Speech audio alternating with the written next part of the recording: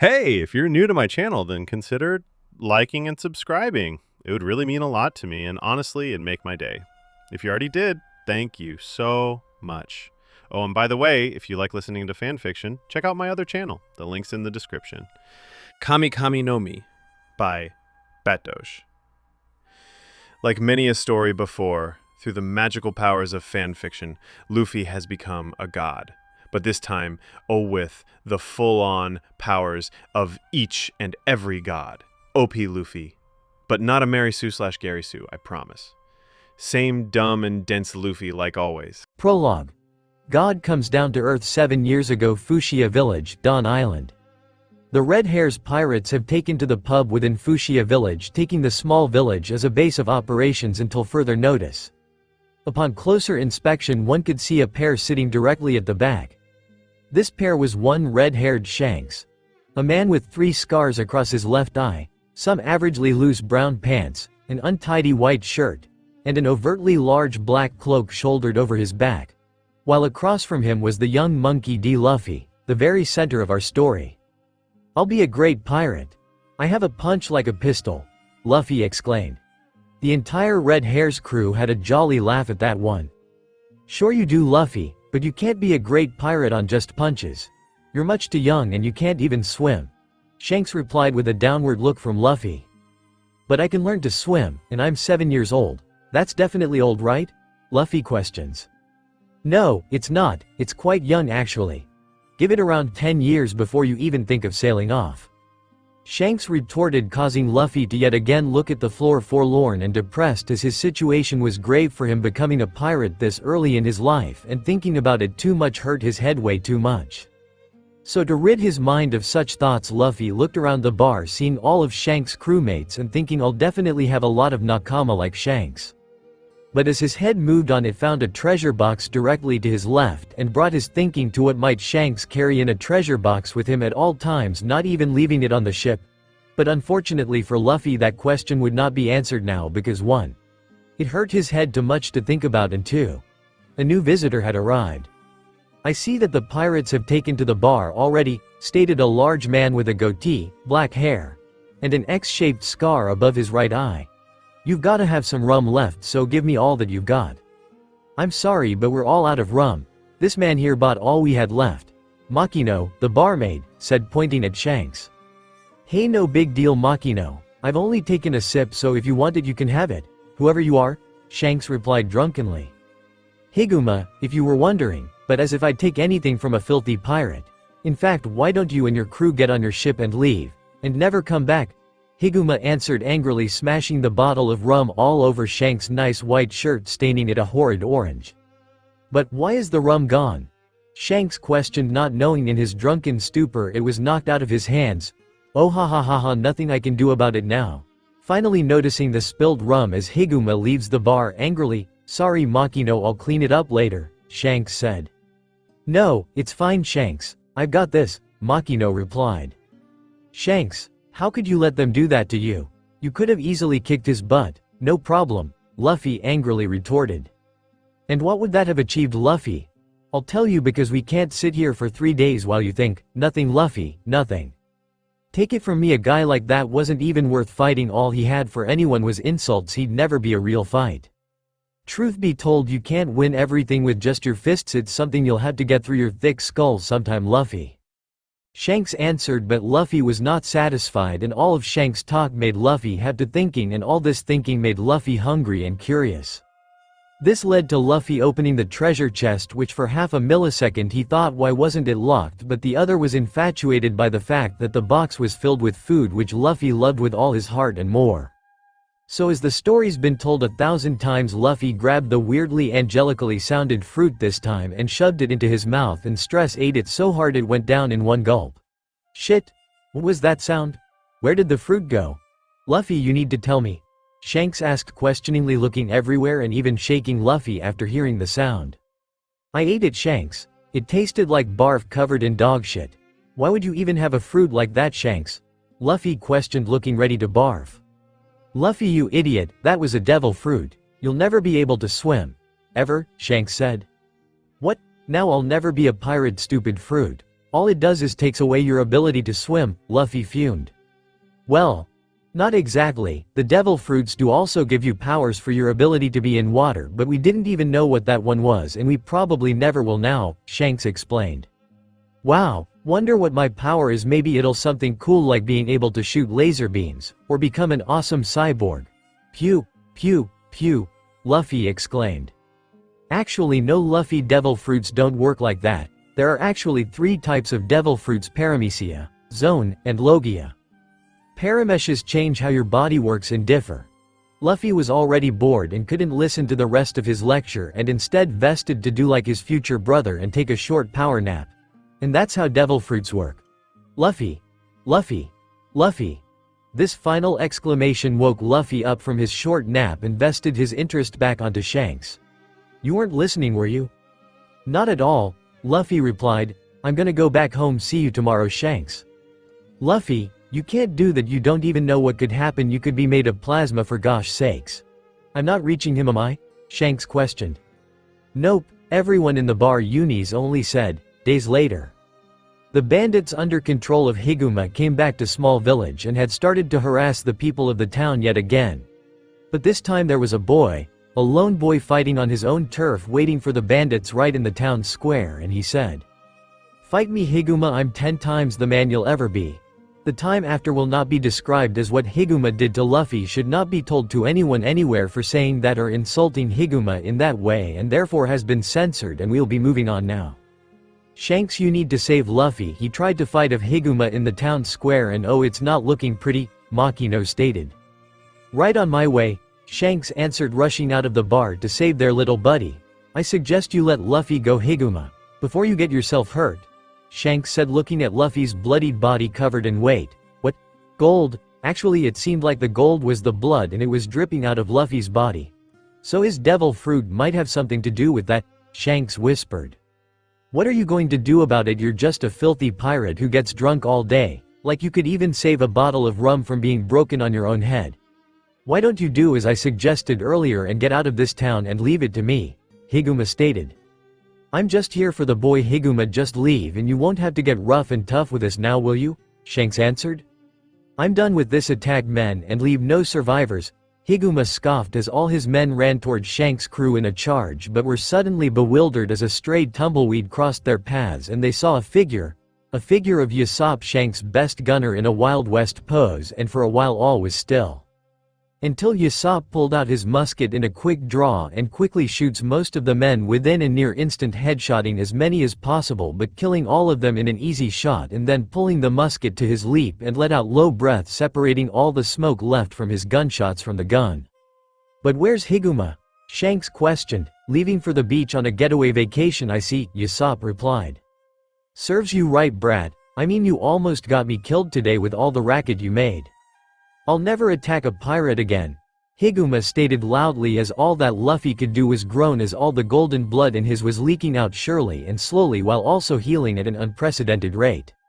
But at that same moment a sea king appeared and Lully growled at the raft they both had shared. Ah! Higu horrid sight, while a moment later his scream was silenced like a wave crashing on a beach. His life had ended without much care from anyone anywhere. But that's not what mattered, as even more importantly the Sea King destroyed the raft, which meant that an end for Luffy seemed nigh. But all of a sudden there was a red flash and all of a sudden Shanks was there and he gave the monster a good fright with only one word. Leave, and with that the monster vanished, but taking with him much more valuable than could be stated with words, Shanks' arm. A while later, goodbye Shanks, but remember next time I see you I'm gonna be an even better pirate than you, though I don't know what that is, Luffy said. Well, the only thing better than me in the ranking system would be King of the Pirates. Is that your goal, Luffy? If it is, I have something for you that I'm gonna hold you to giving back to me later, alright? Shanks asked. Yeah, I'll be King of the Pirates with a crew just as great, no better than yours, and I'll be super strong, stronger than maybe that Whitebeard guy you were talking about, Luffy exclaimed. Alright then Luffy, if that's so then I guess I'll be leaving this hat in your care until you can get to the Grand Line and give it back to me. Shanks stated, taking his own straw hat off of his head and plopping it on Luffy's in an almost perfect fit, but he'd grow into it. Looking back at Luffy as he left, he could almost feel that he was, along with the rest of the next generation, going to become great pirates as good as him maybe, but what was he thinking? Luffy might go get himself killed in a whirlpool before he could even get to the next island. But it was a price he was willing to put his stock in. 10 years later, East Blue. It was a nice day. A bit cloudy, but one could really accept the clouds on a day like this with all the blistering heat the sun giveth. But that is not why we are here today, or really why you're here today. Moving on. Sailing peacefully and unhindered, we find a simple cruise ship where, due to the heat, all the real passengers were under deck in the ballroom, but what really matters is what going on above deck, where we see two simple sailormen having a fine day but sadly without any rum. But avast on the starboard bow there lies a barrel which by hope of dear God is filled with some alcohol to wash the day away with, so one of them sailors says to the other, "How much you wanna bet I can grapple that barrel there and get us some rum?" "I bet nothing, you suck at grappling," the other soldier replied. "Oh yeah." The sailor steamed as he threw a grapple at the barrel, but not only did he miss by around 5 meters, he was also around 10 whole meters back from it, as his throw was not strong enough to get the grapple that far.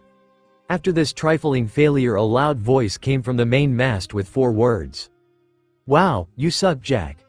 I mean, I at least would have been able to throw it far enough to be close to the barrel," the voice said. All this fun was not unbeknownst to one Luffy, who sat laughing on his cloud high above of the failures of one Jack. She, I'd never have someone so bad as that Jack on my crew. All the while watching from his perch the ship of one Alvida. But not like he knew her or cared who it was, he just knew it was a pirate and wanted to watch just how pirates worked on his first day out on the sea, while also speaking to himself, "You know, I should really get a new boat sometime soon. That whirlpool was one wrecker. But this cloud ain't gonna stay comfy forever, and how am I gonna be a pirate without a boat? Also, how many crew should I have? I know I'll get 12, 12 sounds just about right. Yeah, 12. He said whilst laying his head back down on his cloud, hoping the cloud wouldn't move all the way to West Blue like last time and he'd have to roll himself all the way back. "Pirates. Pirates off the starboard bow," the voice said from the main mast yet again after seeing the completely pink ship. Which by the way kinda made it less scary until he realized that a pink ship meant it was Alvida's ship. He could see it from the black flag and they were doomed. "Get on that ship and get me all the booty you can get and don't leave until you've got me everything," Alvida screeched at her crew as they had started to board the opposing cruise ship.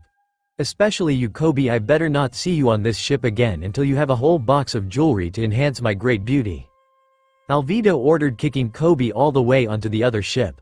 Now's where the story gets interesting, you'd say, as Kobe searched the ship and found a barrel on the inside, but was soon surrounded by his fellow Alvida pirates surrounding the barrel, hoping it to be full of alcohol like the before-mentioned sailors of this cruise ship. Instead, inside they found a fruit like that, a grape but with swirls and such all around, and it smelled nasty, and so as to quickly hide it they shoved it into poor little Kobe's mouth. Due to the extreme stress of the day, Kobe ate said fruit accidentally and looked fit to barf right after due to the ensuing horrible taste, leading him straight out and onto the deck to empty his stomach of all of its belonging, despite the fruit already becoming one with the boy. "Wow, that kid must be seasick or something?" Luffy questioned from upon his perch in the sky, looking down on sad Kobe, who looked fit to pee his pants. "Well, I guess I could help the poor lad, might lead to some fun or even a new boat. It's decided that kid's gonna get me my second boat," Luffy exclaimed, jumping off of his cloud onto the ship, falling from the heaven but a little too fast as he went right through the poop deck and into the ballroom, smashing quite a bit of dancers, pirates, and sailors alike. It was now time for Luffy to show what he learned in those 10 years, both about his devil fruit and his own physical strength against these Alvida pirates, and in a spacious ballroom too. "Get him, he killed my buddy," many of the pirates said in unison, rushing towards Luffy. "Oh shit, oh. Sorry, I forgot about my powers, I'll get right to it." Luffy feigned fear for but a moment before ducking under one Mon's swipe from the left to jumping back from another jab right to the gut, front and center. "That was close, guess I actually better try next time," Luffy joked, putting his hand on his head before poking a finger at each of the pirates surrounding him. He counted 7, but he was bad at counting and probably counted 1 twice. With this in mind, Luffy jumped right into the fray, literally. He jumped to the man right in front of him, leaving himself wide open until he struck with his fist so fast and hard it knocked the man out cold. The next two decided to do a dual attack by slicing at both his left side and his right respectively, but Luffy was ready and jumped onto the blades themselves and spun his arms around, pushing the men onto the floor. Despite not having the Gomu Gomu no Mi, Luffy still had quite lanky arms, you see, which he used to flip himself up around 10 meters away from the 5 men remaining. But while you probably want to hear more about that, I wanted to cut back to Kobe. Moving on, Kobe was still on deck when all of a sudden he heard Alvida's voice herself and started shaking as she walked towards Kobe and growled. "Kobe, didn't I tell you to be searching for jewelry to complete my set?" Whilst Kobe was trembling and had finally done the deed and peed his pants. "Why yes, Miss Alvida. Why, you did, I'll get right on that for you," Kobe squeaked, walking away slowly, hoping she would let this pass. "Kobe, this is the last straw, and to keep you from insubordination again, I'm gonna kill you," Alvida screamed, bringing down her large mace onto Kobe's head, except for the fact there was one slight problem. Kobe didn't feel anything. It was like being kid punched, despite the fact that that hit would have normally killed a man. This overjoyed Kobe to no end as he saw that he could defeat Alvida here and now, even take her to the Marines and become a Marine like he had always dreamed of doing. "No, Alvida, I'm going to kill you, and then I'll take your head back to the Marines and become a Marine myself," Kobe said, grinning with a new and exciting feeling of adrenaline at the fact Alvida couldn't hurt anymore, even though he didn't know how or why. With this newfound adrenaline, Kobe did a sweeping blow with his feet, which in all circumstances shouldn't have hit Alvida due to her rotund nature and Kobe's short kid legs, but it did in the nature as to how it had revealed itself as Kobe saw his legs had grown threefold in one move. "If this is all a dream, it's the best dream I've ever had," Kobe screamed at the top of his lungs. Kobe then used his extended leg to pull to Alvida, hoping the downward motion would cause her to definitely feel his next punch right to her face, which it did, while also pushing both him and Alvida right into the ballroom with Luffy and the rest of what remained of Alvida's crew. "Hey, it's that kid I was gonna make get me a boat. How ya doing, kid?" Luffy questioned. As Luffy questioned, though, a pirate came from behind to try to attack Luffy, but his sword was caught by what seemed to be an extra pair of hands and arms jutting from Luffy's shoulders, holding the blade in a praying position behind his back, while simultaneously the pirates was continually being punched in the gut by arms protruding from Luffy's pits. "That's why you never sneak up on Monkey D. Luffy, kid. I have more arms than you have lives," Luffy proudly said, finally dropping the co-ed man, and then flexed all 6 of his arms. At the sight of this, all the 4 pirates left dropped their weapons and walked away, cause they were not going to deal with that shit. "I'll kill all of you if you don't come back there and beat him while I take out Kobe here." Alvalet of Luffy's guns did not impress Kobe in the slightest, and with all that had gone on, he was certain this was a dream, no matter how much he wanted it to be reality. So with this new dream thought, he thought, why not play the part, and stated, "I'll escape with you, but I'm not making you a boat. Just wait till I finish this fat bitch over here." It took a lot for Kobe to pull that out of his ass, as he was still somewhat scared of Alvida, but now not anymore, now he was his own man. "I'll let you at her then," Luffy responded, retracting all his extra arms and sitting on some of the wreckage from earlier while watching a weird redhead running away, but didn't try to stop her as he thought he would run into her again. Kobe charged toward Alvida, keeping his arm back, hoping that his arm would grow like his leg had done earlier, which it did, allowing him to spring it back, causing such force to push her straight out of the ship and into the ocean, but not far. But that didn't matter as a cannonball hit her straight on, probably instantly killing her. "Shit! It's the Marines! We gotta run!" Luffy shouted, grabbing Kobe's arm, which sadly stretched as he had grabbed it, and pulled him along until he reached a rowboat, which he broke the, keeping it on the ship, dropping into the ocean, with Kobe ready to go onto their next adventure, which we all know what happens next.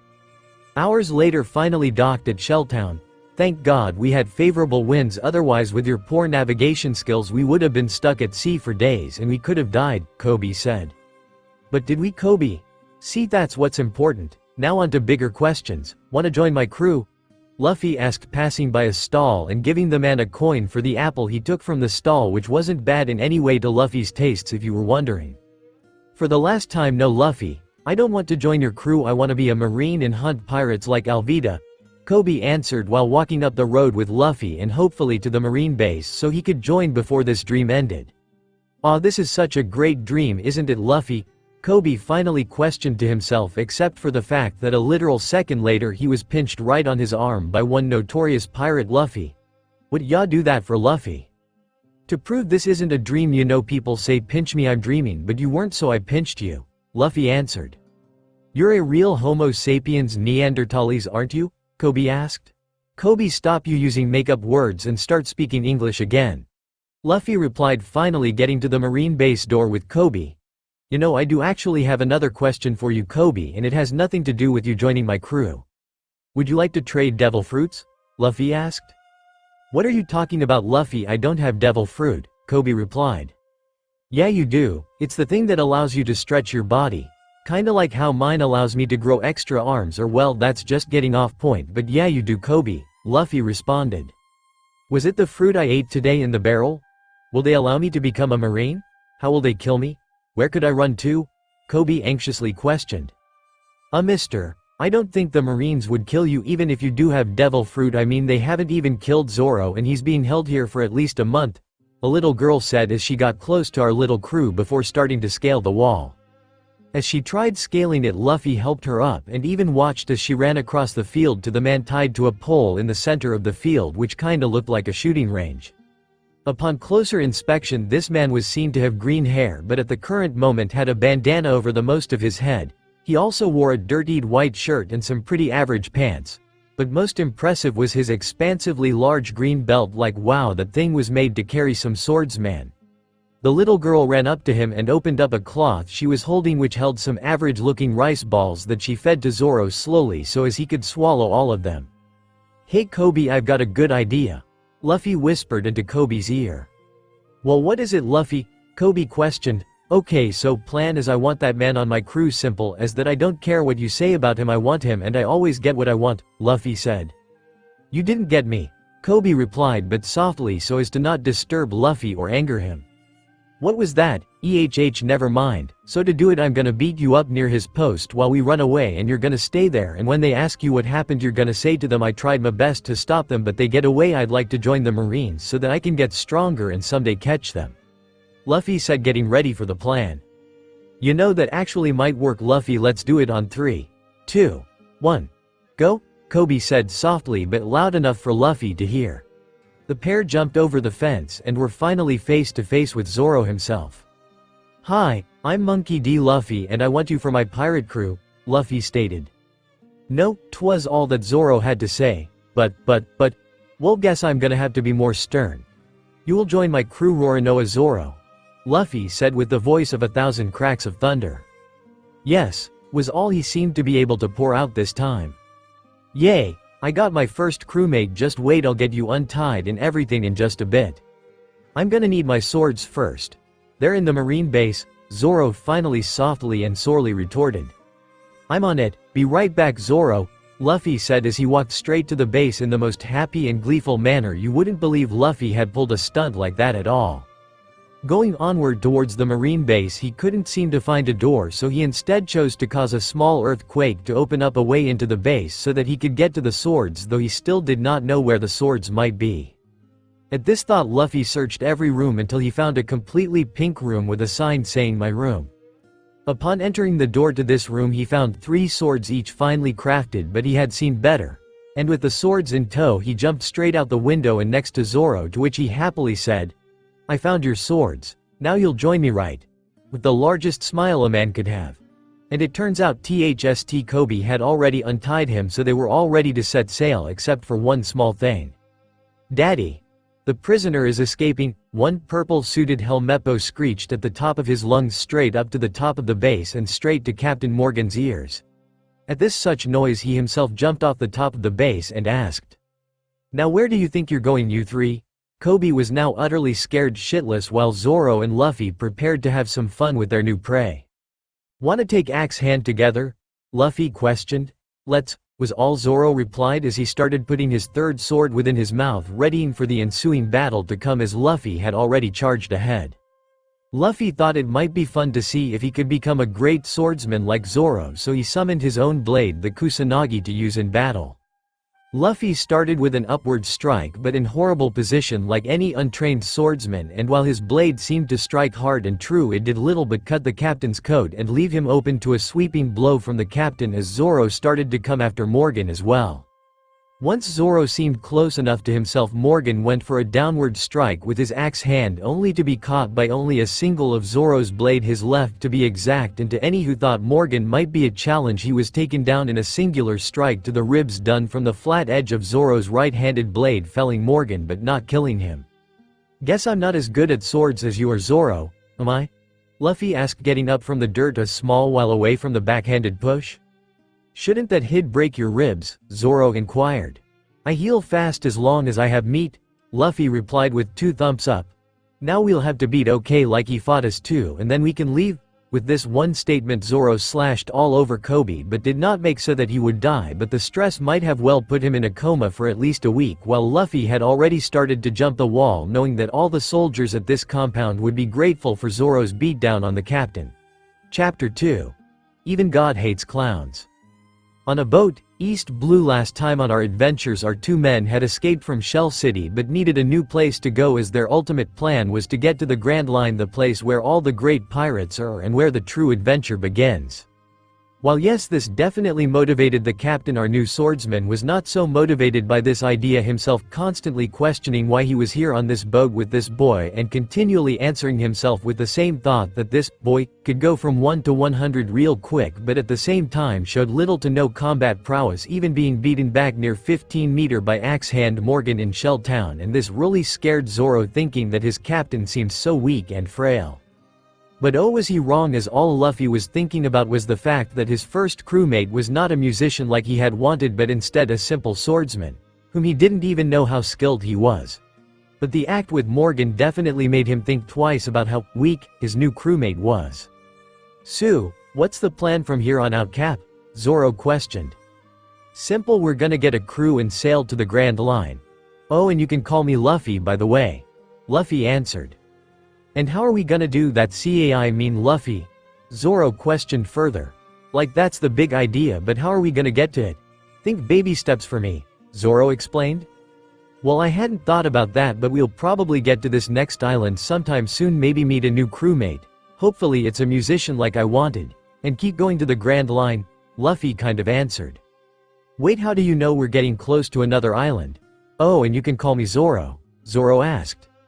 "Okay, Zoro. I know because I have control over the skies, the earth, and the seas. In fact, I can feel how close the next island is, and I have been guiding the ship in that direction with the lull of the waves all this time, considering this boat doesn't even have a sail," Luffy answered, while Zoro's eyes seemed to be opened as to the fact of how truly powerful his captain was to control the skies, earth, and seas. He was pretty strong and decided to just keep his mouth shut and listen, because he certainly wasn't going to guide this ship to the next island. Fact is, he'd probably lead it straight into Marioy with all his navigation skills. That is, until he notices one thing which seemed a little out of place. "Luffy, did you bring any food at all for us? Or are you trying to starve me to death, cause the only thing I've eaten today was that rice ball?" Zoro inquired. Shit. And I was gonna have so much meat." "Hold on, Zoro, we're putting this boat on maximum overdrive. Keep your hands and arms in the boat at all times. The exits are nowhere, and we don't care how much you dislike this flight line. Lift off in 3, 2, 1. Luffy shouted as a tsunami came up from behind them, and the wind seemed to pick up tenfold in that one moment, as if ready to pick up their entire ship. "Luffy, I think that's a little too much," Zoro shouted. "If there's one thing you'll learn from me, Zoro, it's that enough is never enough," Luffy replied as the tsunami hit their small boat, pushing it at maximum speeds and eventually pushing them straight into the air, from which the boat was held with a steady stream of air pushing the boat at speed breaking 60 miles per hour for a goddamn rowboat. "Woohoo! This is so fun, isn't it, Zoro?"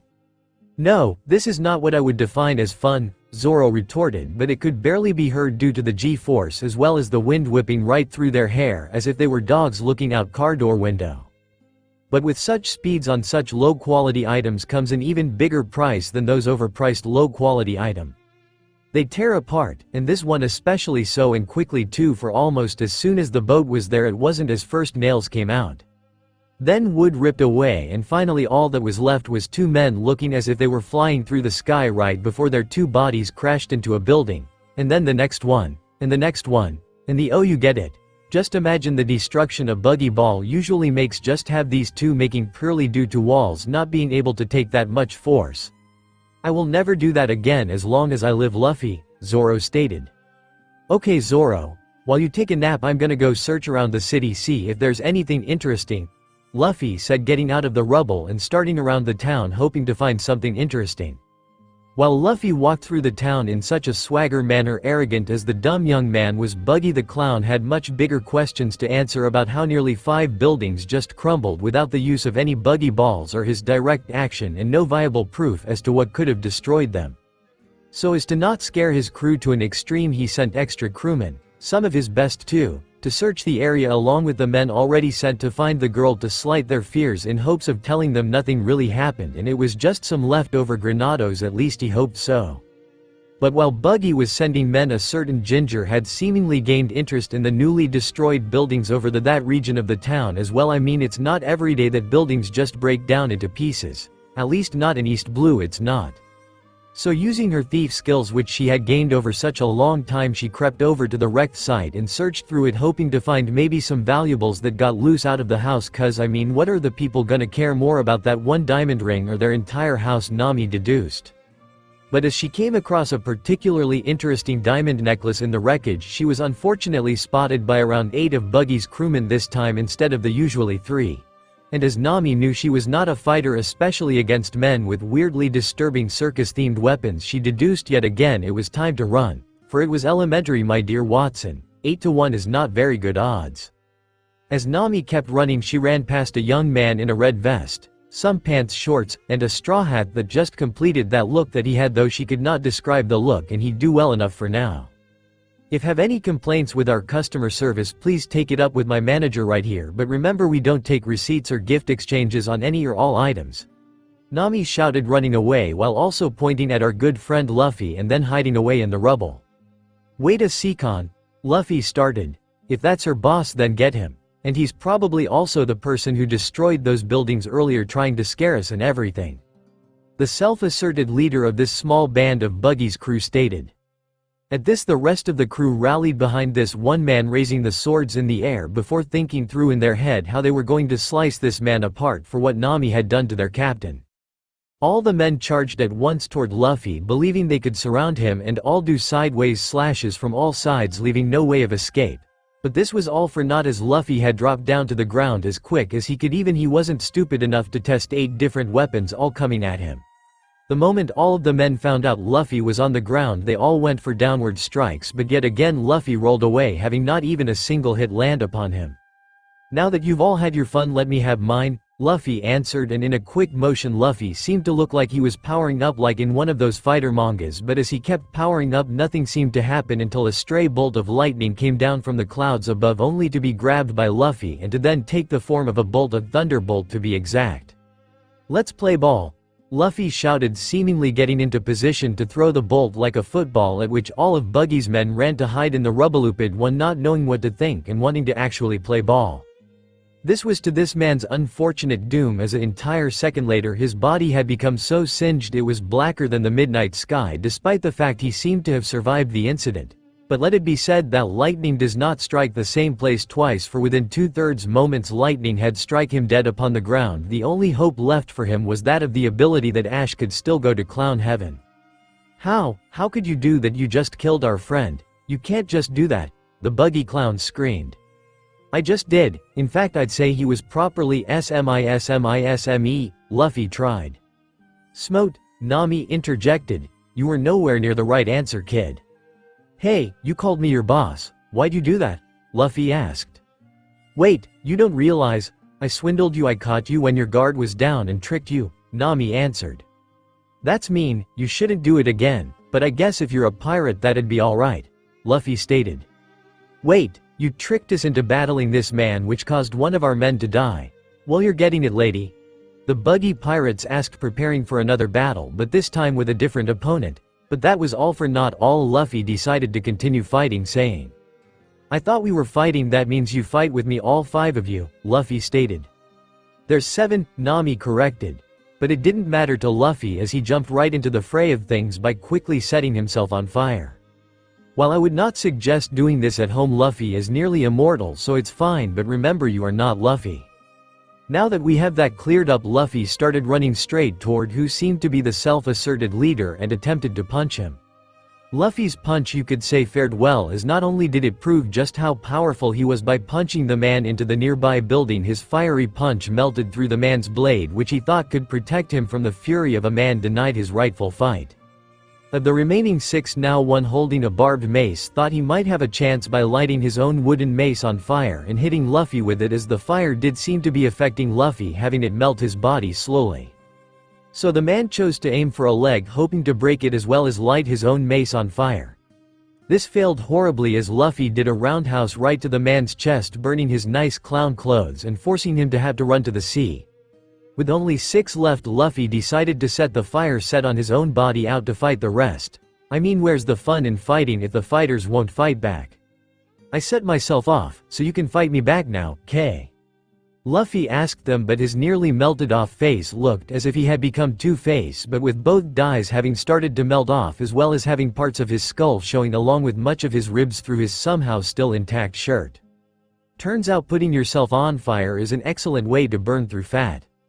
Hey, when we're done with this, can I have some meat, cause I'm getting really hungry, Luffy stated, and with that last statement all 6 that were left charged.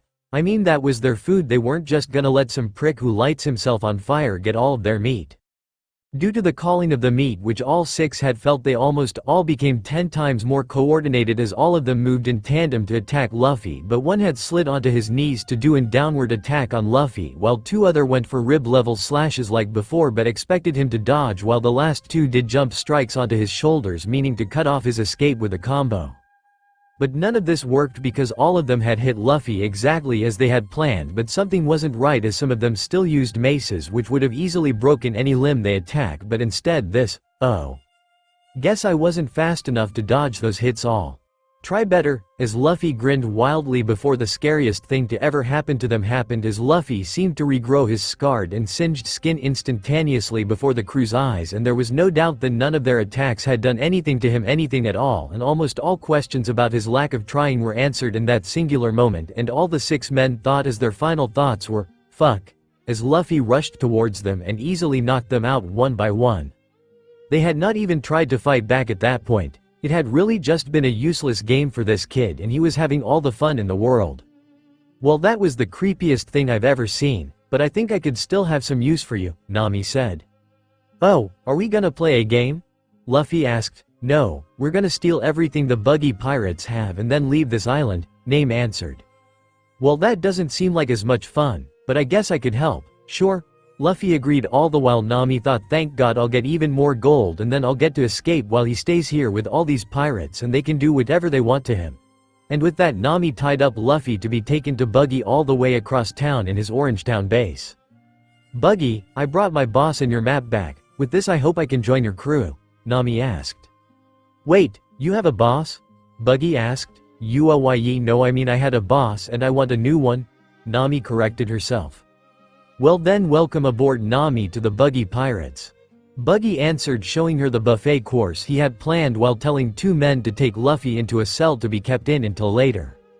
While Buggy and the rest of his crew were eating the delicious buffet he had set out, Nami had taken to pickpocketing and looting all that was of Buggy's crew and treasure, and eventually guessing that the total amount she had gained that day was nearly 1,500,000 berry in all. That was all good and well, but then Nami was asked for directly by Buggy to shoot a personal favorite by Buggy himself, the Buggy Ball. I wonder why. But the worst part, she had to shoot it at Luffy while in a caged box. Luffy, would this kill you? Nami asked. Matters. I've been able to survive pretty much anything but complete annihilation before. Also, don't I get a last meal before I die?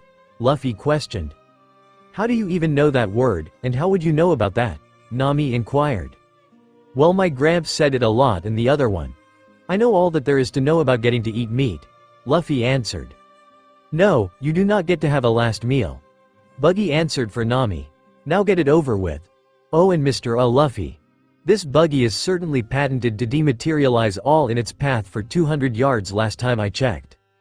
All that was happening over there, but we need to know what Zoro was doing at the time because he's definitely what's important. After Zoro had finished his nap, he had found out quite a large amount of his ribs had been broken, not just like 2, Like all of them plus small fractures in between each of the breaks, because that's what happens when you go crashing through 5 buildings with no protection at all. But even better, he felt that some of his blood vessels had rupture and he might just be having an ulcer. But that's something to be worried about another time, you know, when he did know where the hell his captain went. Not like if he did it would help him much. So instead he sensed where that awesome blade he had seen Luffy pull out of thin air before went. Cause you know he's just so badass he can sense his own swords, and even he isn't sure how or why. So while that's definitely important, what's more important is the fact that he went left despite feeling the sword to his right, and even he was wondering how he could pull that off and decided he'd definitely have to start working at least a little bit on coordination. But what was he thinking? All he needed was more strength and skill to be the greatest swordsman. So he started turning around and eventually after a short while found his way to Buggy's base, but really more on Achiing to find it. Guess I found Luffy, and he seems like he might need my help, but who's this girl? She seems reluctant to shoot Luffy.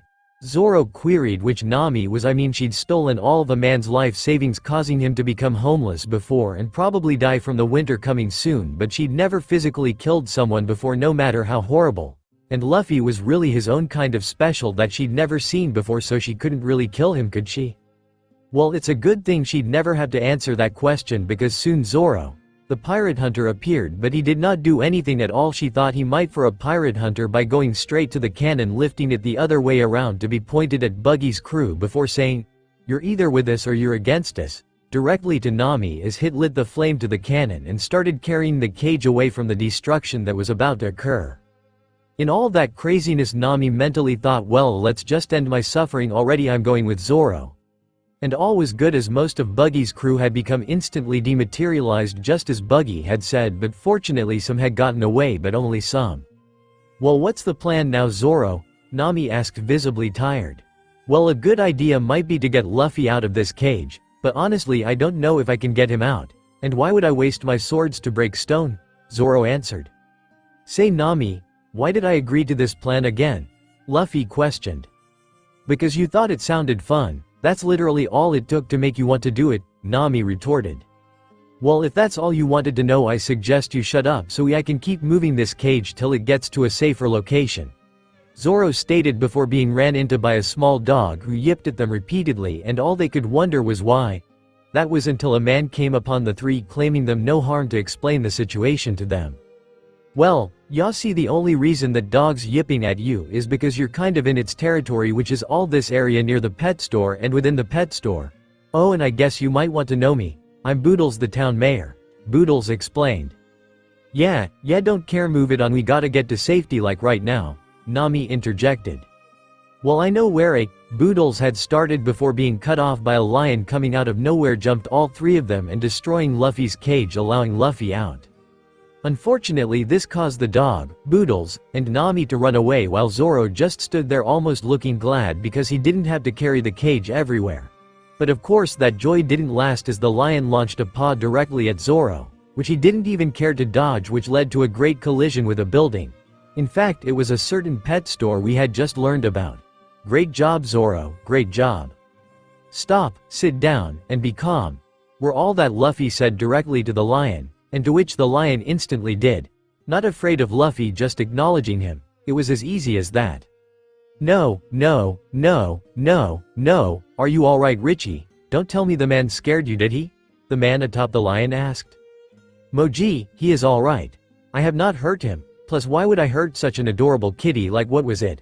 Oh yeah, Richie here? Luffy answered. I know, right, isn't he adorable? Wait, how do you know my name, and why am I not murdering you right now? Moji asked. I honestly don't know, I just have this weird ability to look at someone's face and instantly know their name, nor do I care how. Secondly, yeah, fight us, Luffy pleaded. What, no, I'm nothing without Richie here to help me, you'll just have to do without a battle from me, Moji responded.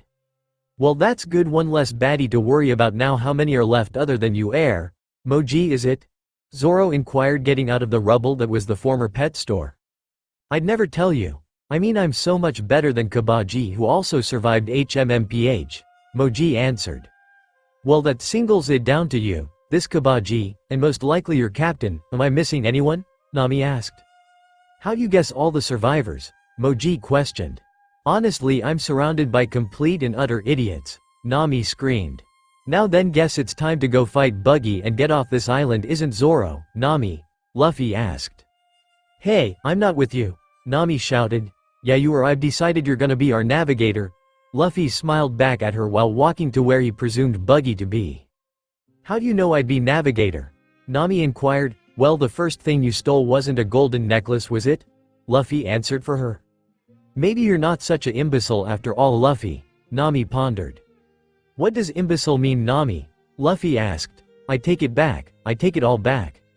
Nami answered as they all three walked into the presumed fighting range where they would find Buggy and Kabaji. As they reached the suspected area, they found both Buggy and Kabaji waiting there for them as if they knew Moji was going to fail. And this had seemed to sadden most of the crew, seeing how little the captain cared about his own crew, especially one such as Moji, who would have to be high-ranking as he did survive the blast which would have dematerialized him. Captain Buggy, in your honor, may I dispatch of these thieves? Kabaji asked. Why, certainly, Kabaji. Why would one such as Buggy himself get his hands dirty? Buggy asked. But this definitively made Luffy thoughtful, because he always loved to fight. Why wouldn't Buggy love to as well? I mean, they were both captains. Maybe it was because he was a clown, and Luffy knew clowns are only savage, horrible creatures come from a galaxy far away to destroy Earth and take it for their own, and Buggy was certainly a clown of that, he was certain. Zoro, you take the weird unicycle man. I'm taking this clown back to where he's from, Galaxy X, Luffy stated. Fine by me. Zoro answered before getting ready for a true battle with this Kabaji man. Or at least a harder battle than most of the others he'd had before, because of the fact his ribs were basically non-existent. With that thinking in mind, Zoro steeled himself for an extremely defensive battle, hoping to at least keep his insides inside. This of course led to Kabaji's first blow being directly blocked with ease, which easily told Zoro just how weak this man was, and that in truth if he wasn't as injured as he was, he could be outright destroying this bloke. But sadly he was not, and instead had to deal with fire being breathed onto his face by one of Kabaji's acrobatic arts. What the hell, man? What was that? You just breathed fire on my face. How is that even an acrobatic art? You didn't trapeze over to me and attack with some sick flips, you just goddamn shot fire in my face. What kind of douchebag does that? Zoro ranted before getting back into position to block more strikes, but this time he wasn't gonna just sit there and let him use his bullshit on him anymore, he was going all out. Just as that battle had truly started, a new different battle had started with Luffy versus Buggy, and this was the true battle to display today as both men stood at opposing ends of the streets ready for either man to let down his guard. The tension was high as Buggy seemed much more experienced as a fighter than one would have originally thought or guessed. But the moment Luffy seemed to lower his guard, Buggy released an arm cannon with as many blades on it as possible. But this was all for naught, because Luffy took all the blades straight to the stomach without a single flinch, for this was to be a battle of attrition. Before Buggy could pull his hand out of Luffy's gut, Luffy himself had grabbed it and dragged it across his stomach region so as to create even more damage in terms of making a horrible open gash which spewed out upon it Luffy's intestines and a large amount of blood, before stating loudly, "Try it again, I dare you." The amount of pain tolerance this boy seemed to have was amazing, but even more so Buggy could clearly see Luffy was going to die and responded with, "Why would you do that? An inkle anyone?" This conversation kept on, but Nami was both enamored and grossed out by a simple sight coming out of Luffy, pure liquid gold, and as far as she could see 100% 24 karat. But also extremely grossed out due to the intestines spilling out of Luffy, which in its own way was kind of disgusting, but also saddening knowing this kid was going to die shortly, even if somehow with that wound could beat Buggy. "I did it because it's part of my devil fruit. I don't know its name, but it gives me golden blood, and allows me to heal from anything at all. Now watch this." Luffy shouted before letting loose his 4 extra arms from his body. He was ready to go all out, but it was just then that after Zoro and Kabaji's battle there was a pause after Kabaji let out all of his spinners, to which Zoro blocked all of them with ease. Kabaji was now in the air and ready to strike downward and asked, "Captain Buggy, hold him down whilst I stab him." "Gladly," Buggy answered, shooting out a hand cannon towards Zoro, only to be caught by Luffy with another hand, except due to the extreme velocity and the knives upon this hand it had stabbed right through Luffy's hand, to which Luffy replied, "A battle between two men is to be respected, Buggy, and you disrespected too. 1 by entering into Zoro's battle, and 2 by forgetting about ours. whilst lunging towards Buggy but with even more arms than before, as they seemed to just keep coming out and growing more and more before it became too much to count, and by that point Luffy was upon Buggy and punching him straight to the everywhere, as no matter how many parts Buggy could turn into the expansive amount of arms Luffy had is too much for him, as Luffy screamed in a fit of battle, Guanyan's thousand fists, sending Buggy off way into off. Seems like Captain Buggy's been blasted off, Buggy screamed as he flew off into the distance, whilst Luffy just dropped his two hands to sit and watch the rest of Zoro's fight. All you had missed while Luffy blasted off Buggy was Kabaji raining from above, only to be blocked by Zoro's mouth blade, whilst Zoro put his other two blades in between his unicycle and slashed completely, making the unicycle unusable, which was exactly as Zoro wanted it.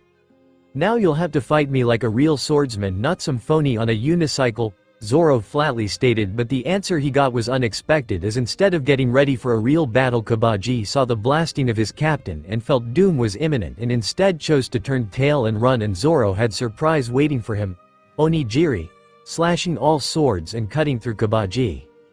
But through his back, as it turned out, Kabaji was nowhere near a real swordsman even in his last moments before the sweet release of death. And with Kabaji's death, Zoro sheathed his three blades, signifying the end of the Buggy Pirates' reign on East Blue. "Yay, now we can get some food, Zoro, just like we originally planned," Luffy shouted. "Wait, you two came here to get food? Not to actually defeat Buggy's crew at all?" Nami questioned, so beyond belief at this moment as was Boodle, who had seen everything that had just gone on, and was almost more disbelieving. "Well, if that's it, I'll lead you to some of our meat stores and you can take all you like. At least I'm pretty sure they'd be okay with that. I mean, it's better than the store being destroyed," Boodle told them all. "Great, lead me to the meat," Luffy said, "and me to the alcohol," Zoro said as well. "Right this way," Boodle led, whilst Nami searched for any other gold she could find upon the place before Luffy told her, "You're coming with us too, as our new navigator, Nami." "Wah, wait, how'd you know I'd be navigator?" Nami wondered. "Well, the first thing you stole from Buggy wasn't no diamond ring, was it? Last I remember it was a map," Luffy answered. "Well, I'll be darned, it does have a working brain in there somewhere. Guess I'll come along for a while. I mean, there's no need to deny a free ride. Now let's raid this place and get out of here already, Captain." Nami went on and on. That was until they got to the meat store and the liquor store, and when they were done with it there was nothing left inside. There was also nothing left inside the some other select places, one of them weirdly being a fruit and vegetable stand by Nami herself, knowing those two would just die of scurvy without her. Once all had been raided, they left their niceties as they went on to the docks and had a small argument on which boat they would take, but in the end they took Nami's stolen from Buggy's pirate small ship that they could use at least until they got onto the next island and could hopefully coax her to buy a larger boat. But for now the adventure ends with much healing for both Luffy and Zoro. Mostly internally, but a definitively not food-lacking journey from here on out. East Blue, near Syrup Village. Since last time all of our crewmates knew, and from earlier that day, and yes, all of those things had happened in one day, from Alvida to Buggy, Luffy was almost a better pirate hunter than Zoro himself. And in fact Luffy was and is to continue this trend for around 3 more pirate captains until fighting 1 marine and then back to pirates again for a little while.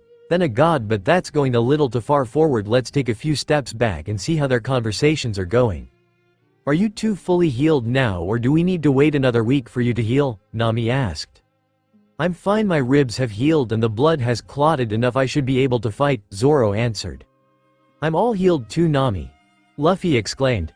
"Of course you are. You fully healed seconds after you launched Buggy into the sky," Nami screeched. "Well, what if I was mentally healing?" Luffy pouted. "It requires a brain to mentally heal," Nami answered.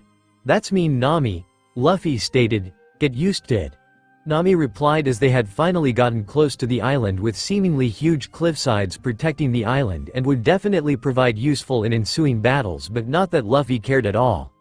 As the crew got closer to the island they were greeted with a loud and boisterous voice shouting, "You, pirates, you better leave because I have 80 million men ready to crush you at any moment." And from the bushes upon the cliffside appeared a shadowed figure who none of our characters could tell who it was, but they could all but Luffy tell one thing. "Nami, I can't beat 80 million men, I can only get like 1,000 arms for like 5 minutes. That's way too much men for us," Luffy feared. "Luffy, he's bluffing. I mean, could anyone fit 80 million men on an island that small?" Nami answered.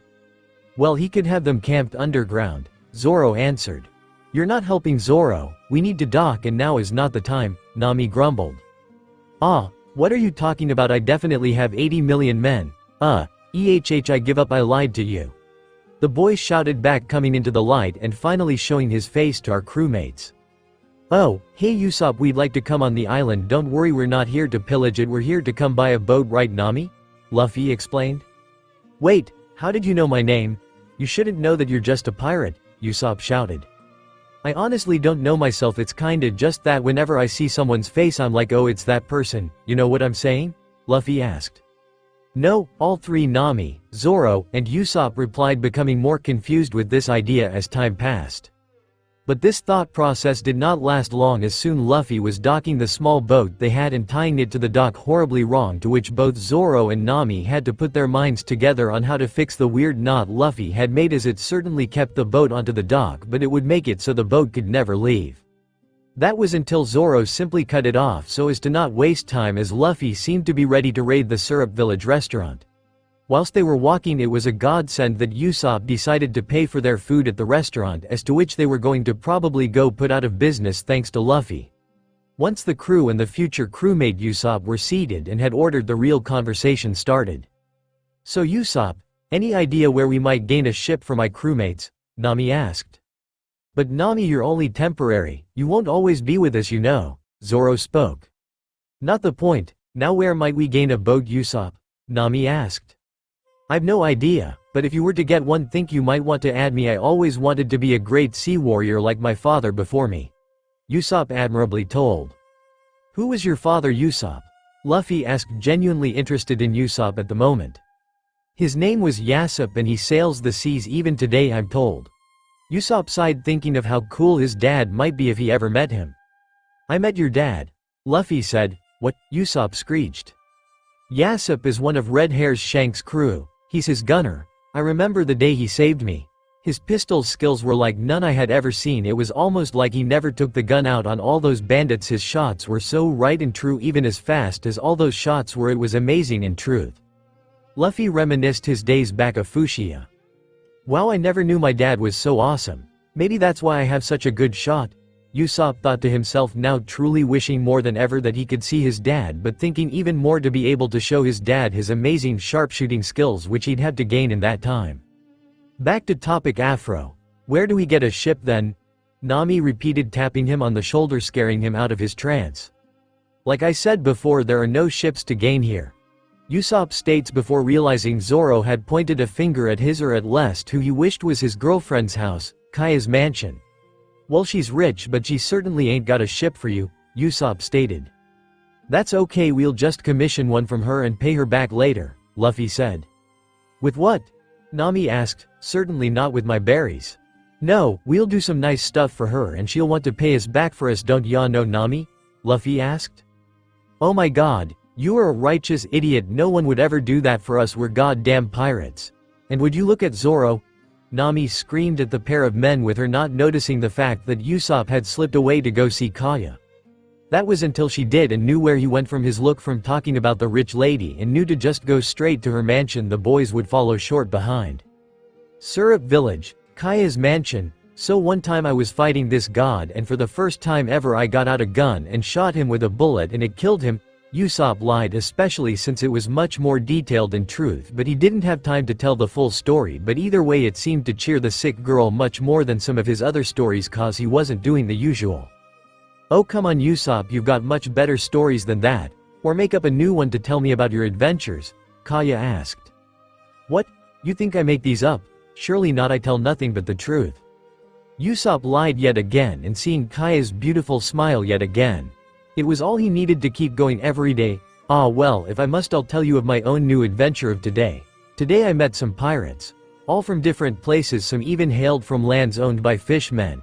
With their help I went on to defeat a different pirate who had been secretly held here in our own Syrup Village, but I mostly dealt with their extremely large crew all by myself. It was a glorious battle to which I had turned out on top with no battle scars, Usopp told. Wow, and all in this morning? Amazing, Usopp, Kaya told. I know I am amazing, right? Usopp boasted, pumping up his chest in happiness knowing of his own deeds despite lying through his teeth about all of it. This was all fun and good before shit went down as Luffy, Zoro, and Nami came crashing down through the sky and right onto Usopp. Nami, remind me to never listen to any of Luffy's crazy schemes to get us anywhere fast ever again. Zoro squeaked out. I'm in the same boat as you here, Zoro. I will never try one of those schemes ever after this, Nami agreed. Oh come on guys, we made it didn't we? Luffy asked. But how about in One Piece? Nami questioned. We can't be in One Piece, that would mean my journey would already be over, Nami. Luffy answered. Oh god, the headaches are coming back, Nami screamed. Could you kindly get off of me? Usopp finally screeched out from under the heap of human bodies. Oh my bad. All three replied to Usopp getting off of him to let him talk to Kaya before they were quickly interrupted by a man in a nice tuxedo except for the stuff on it that looked like shit. Intruders, you should leave at once. Kaya is not fit for visitors and will need time for recovery, the butler said to them. She's Bridges and she sees me every day. She's fine enough to see people, Klahadore, Usopp told. I'll remember the fact that you've been here every day, but for now you must leave, kids, Klahadore said. Fine Kuro, we'll leave for now, but we'll be back tomorrow because we need a boat, but for now we'll be gone.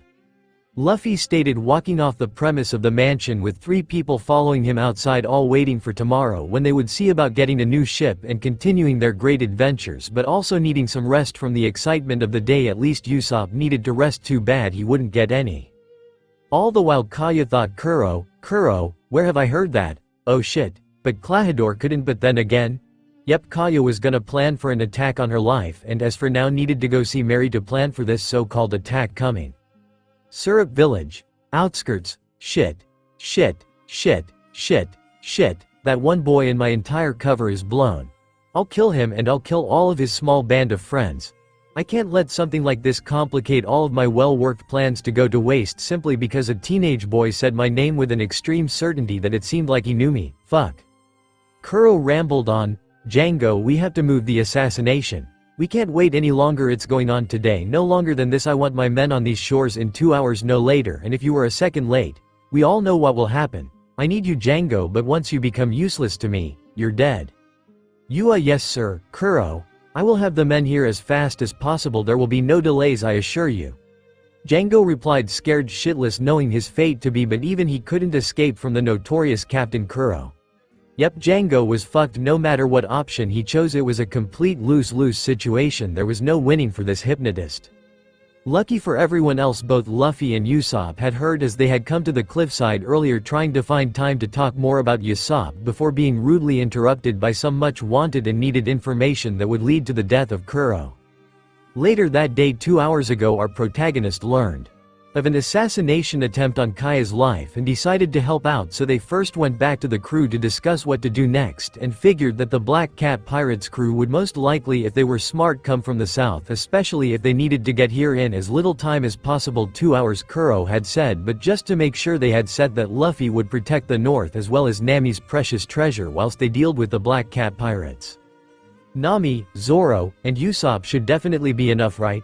So as they waited, Usopp had placed traps all along the slope, such as slippery oil, caltrops, and maybe a mine or two, but that was if the pirates were really that stupid, as well as a few of Usopp's own theatrical tricks he left up his sleeve to use on the pirates. Once the time had finally come, the Black Cat Pirates did come to the south just as Usopp had predicted, especially out of fear for both their lives and for time to save their lives. This was not lost unto Usopp, but Usopp really wanted to show them what courage was despite having none of his own. Hey you pirates, you better leave cause I've got an army of 80 million with your names on their swords. Are you ready? Usopp asked, shaking in his boots, as he did not expect anywhere near this many pirates to be coming, but it was okay, he could handle this. He was man enough to beat a few pirates, especially if it involved Syrup Village. You think we're gonna fall for that, you idiot? All the pirates screamed back except for Django, who actually seemed to believe it or something despite all the bullshit surrounding it. Then I guess I have no choice, Usopp stated, bringing out a remote control looking thing and pressing a singular button. This button released fireworks straight from the south docks themselves straight at some of the pirates, while also creating a really pretty light show despite a large amount of the colors being red. Despite how Usopp said he used mainly green and purple fireworks, He thought red wouldn't look as cool. And this was obviously correct, as there were still many men left afterwards, though also covered in a seemingly red liquid that was also pouring from the lack of heads some of the pirates had. It was at that moment that Usopp realized his plan had killed people and that it was bound to kill more. No matter how hard he might have tried to stop it from doing so, it was doomed to murder. But this was fine with Usopp, it even filled him with pride. Though this pride might not be for the best. I mean, if pride led you to be a psychopath later on, would you like it? The correct answer is no, but Usopp didn't have a choice, and he was sure reveling in the bloodlust this battle was giving him. While Usopp's traps were working to stop some of them and the oil and caltrops stopped most of the others, some had gotten to the top only to be greeted by some blades, 3 to be exact, and Zoro's to be sure. This method led to many a death of the black cats, but they were not done yet. The thought of Kuro still egged them on to continual fighting even if the odds were somehow against them. Despite clear numbers advantages, it appears high ground does usually lead to victory. As this was all going on, Django's mind had to think of hundreds of different scenarios to get him and Kuro's crew out of this field of death. They in truth did not have enough soldiers to win a D-Day type battle, plus he could not stand walls of bodies. So it was near decided for him when he thought he must hypnotize all the men to believe they had gotten stronger. It was the only way. Everyone look at me, I must hypnotize you to make you stronger. We must win this battle, for Kuro, for our lives. Django screeched, turning to them all and shouting, 1, 2, Django! Swinging his pendulum, affecting all his men, even him. Unfortunately, it had also affected all of the future Straw Hats. This was just one awful day for the Black Cats. But fortunately, a saving but fleeting grace quickly came in the form of Sham and Butchie, the Cat brothers. Now, why would such a thing be such a fleeting hope? Because of landmines, that's how, fortunately for Zoro. The cats imploded from the bottom of their feet, bursting the two into flame as the explosion and dust rose high into the sky, revealing what was left of the two's corpses, and they were not pretty sights if I do say so myself, with an intestine over there, and one of them looked like it had 2 livers, though one had burst and the other looked flung next to the other, whilst the corpses still let out an extreme amount of blood even after the heat of the explosives. This death led to a few moments of silence as all were shocked before easily and simply all the black cats fell upon their knees and wept, as well as some even tried putting guns to their heads. There was no surviving for them, none at all, and they knew it, and this was the only way out. The rest decided that they should instead mutiny the ship from Django, as it would be a more profitable battle than this one, despite the fact that Django himself had joined them in unlatching the ship, readying it for sail, only to try and run and hide from this island to never come back to it ever again. While all in good fun, hours ago Luffy had set out to be at the North Dock so as to be ready in case they came from that dock, which as we both know from this point they did not, and instead were beaten. But that is not to say that Luffy did not have anything interesting happen to him whilst at the North Docks, not at all. First, you must know that Luffy nearly instantly became bored and so quickly turned himself into a kitten so as to gain the nap of a lifetime, like how kittens and cats are found to do, and by that I mean goddamn sleep all the time. So that went on for around 2 hours before our main antagonist Captain Kuro himself left for to see that they had come to the North Dock like he had planned despite the time delays. He was of course like Alwag and pissed off and needed to kill something for it, especially now with anger seething through his bones. This led him to retaliate that pure destructive anger on the first thing that he saw. Unfortunately for him, that thing was a kitten that was just waking up from its nap, mostly due to the loud noises of Kuro's anger, and we all know never to wake a cat from its nap, Kuro especially. As Kuro came to slash at the kitten seemed to disappear, and then there was a sharp pain in the back of his neck as though something had kicked him, but not hard, and as it turns out that thing was a kitten.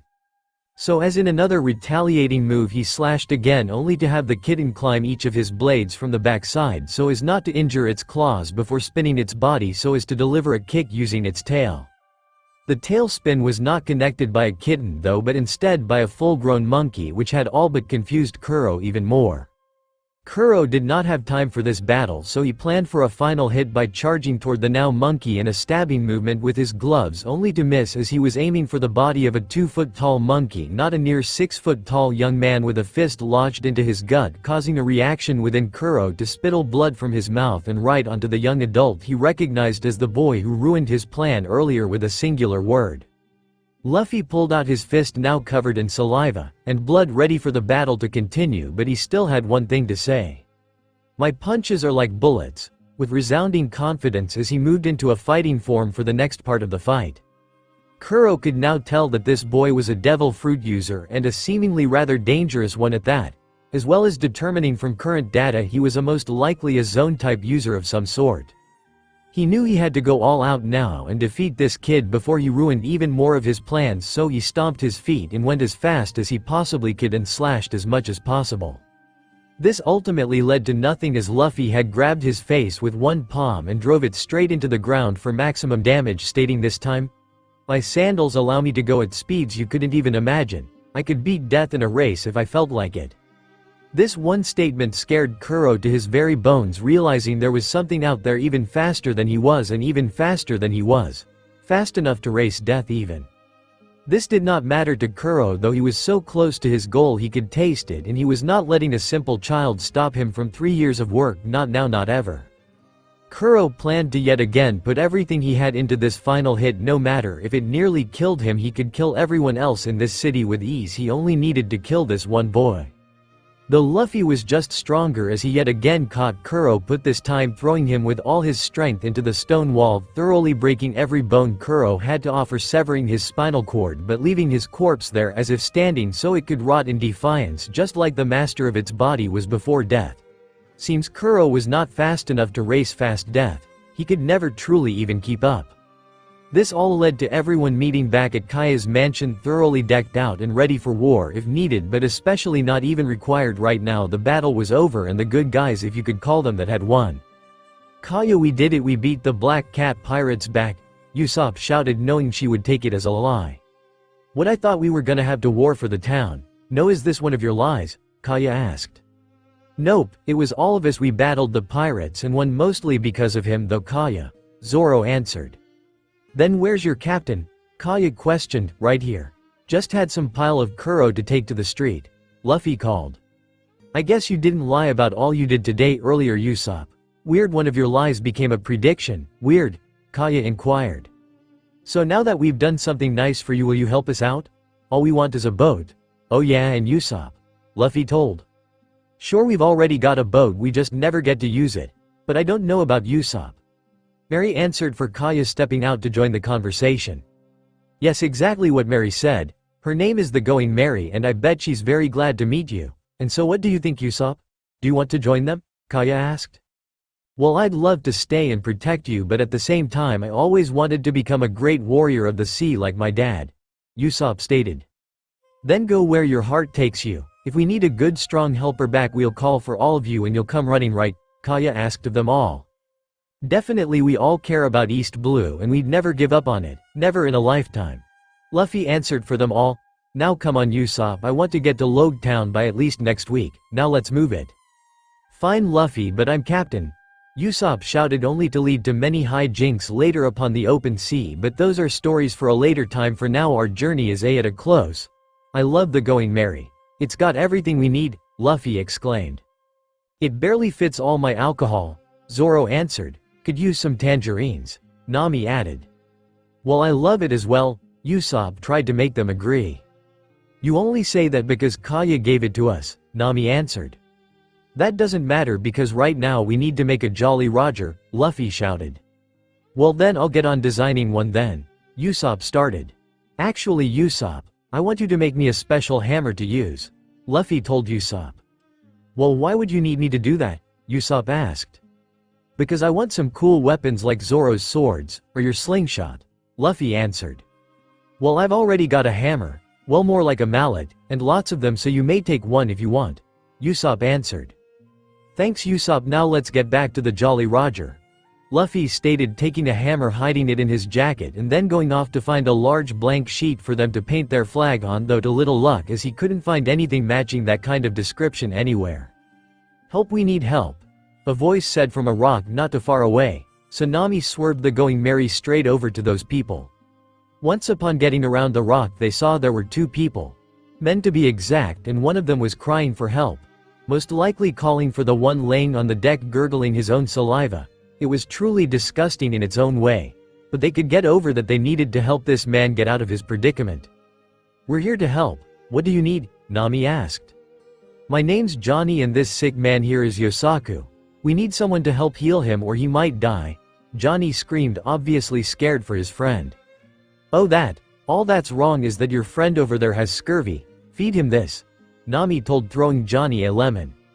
Wait, Johnny and Yosaku? Is that you? Zoro asked. What, Zoro, you're with these people? Why? I thought we were going strong, bro. Johnny and Yosaku shouted, since Yosaku was almost instantly starting to get better. Wait, that reminds me, we need a cook for our crew. Where can we get one, you two? Luffy asked, finally getting outside from the underdeck. Well, we'll take you to the Barati, it's the best restaurant on the ocean, or not? Johnny said, you'll definitely be able to get cooked there, bro. Yosaku finished. So the crew chose to go to the Barati to find a cook to join them on their journey to the Grand Line and to the One Piece. Upon reaching the Barati, they went in and ordered a table to be seated at, only to be greeted with some drama a few tables away, as a blonde waiter in a dashing tuxedo argued with a marine who was definitively losing said argument in a most dishonorable fashion. I want that man to be my cook, Luffy stated. But he's only a waiter, Nami retorted. But I like him, so he's gonna be mine, Luffy responded back, as said waiter came over to their table to take their order. Hello, we would like to try and sell some of our quality meats and fruits, as well as quite a bit of held alcohol, Nami told the waiter. Fine miss, I'll just take you to Boss Zeph, the waiter told them whilst taking Nami over to the back room, not even taking any of Usopp's, Zoro's, or Luffy's orders, and this made Luffy mad. Real mad, in fact. So mad he stomped right after Nami and the love-struck waiter. Sanji, why did you bring the girl in the cooking area? Zeph asked, looking at Nami. I came to the back to see if I could sell some of the food in our ship's hold, you know, to try to get some money, Nami told, not even letting Sanji say even a word. We'll lead the way and we'll discuss prices, Zeph said. What, Zeph? But we only go for the freshest of foods, one random cook said.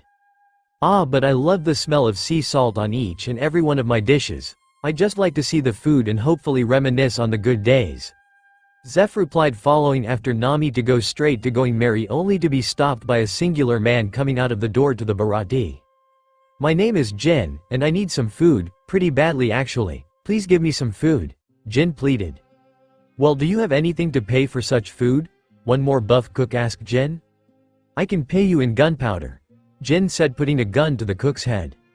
Not funny, now get out of our restaurant, the chef shouted, kicking the man out onto the deck of the Barati where Jin could not get food. This was all fine and dandy as Sanji went over with a bowl of soup to give to Jin, which he did, walking over to him and dropping the bowl at his feet and telling him to eat the soup.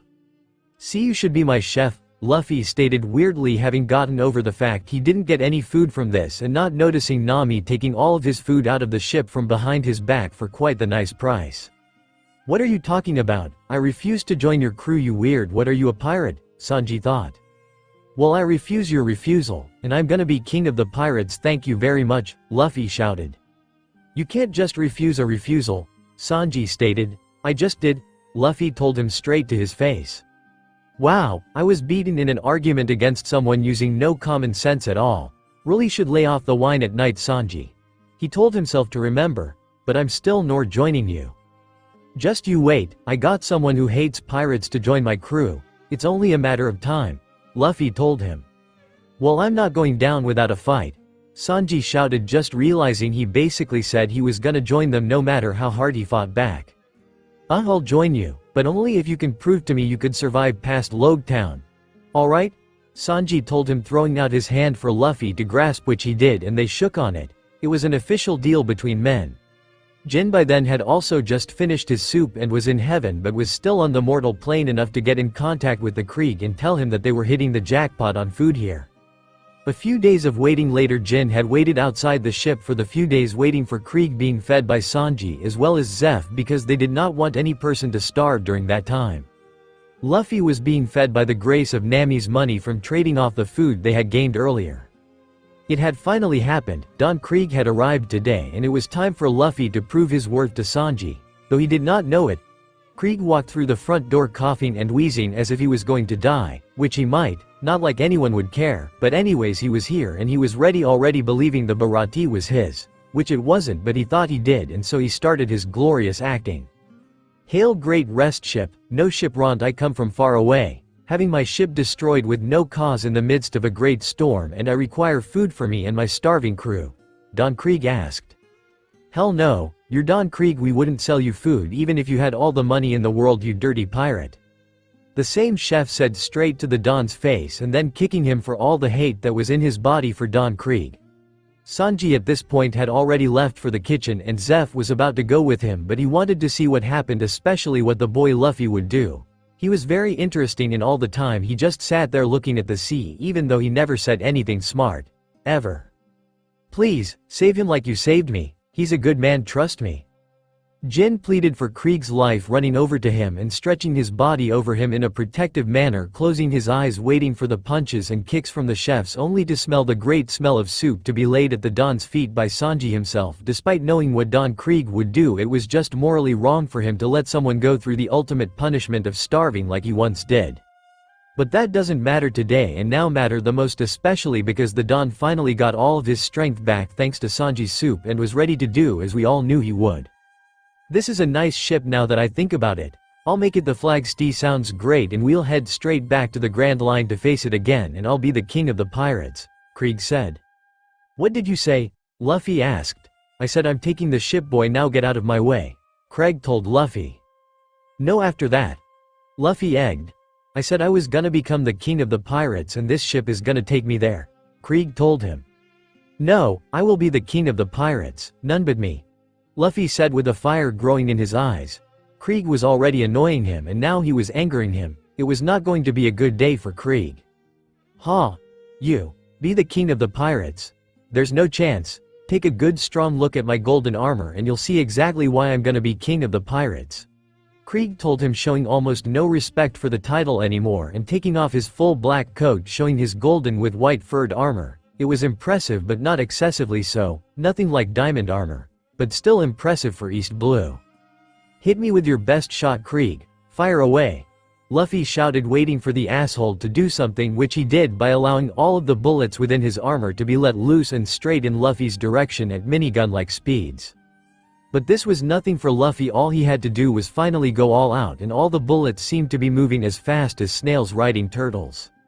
With the direct slowness the bullets received, Luffy decided it might be fun to pick them all up to have fun with them, so he grabbed all of them, so that when he realized Krieg was out of bullets his hands were full, and he started dropping some of them on the floor because he couldn't hold that many bullets, and instead decided to throw them at almost quadruple the speed they were headed at him back at Krieg, but none headed for a lethal strike, just enough to draw blood on his cheek to show pinpoint accuracy and skill from Luffy and nothing else.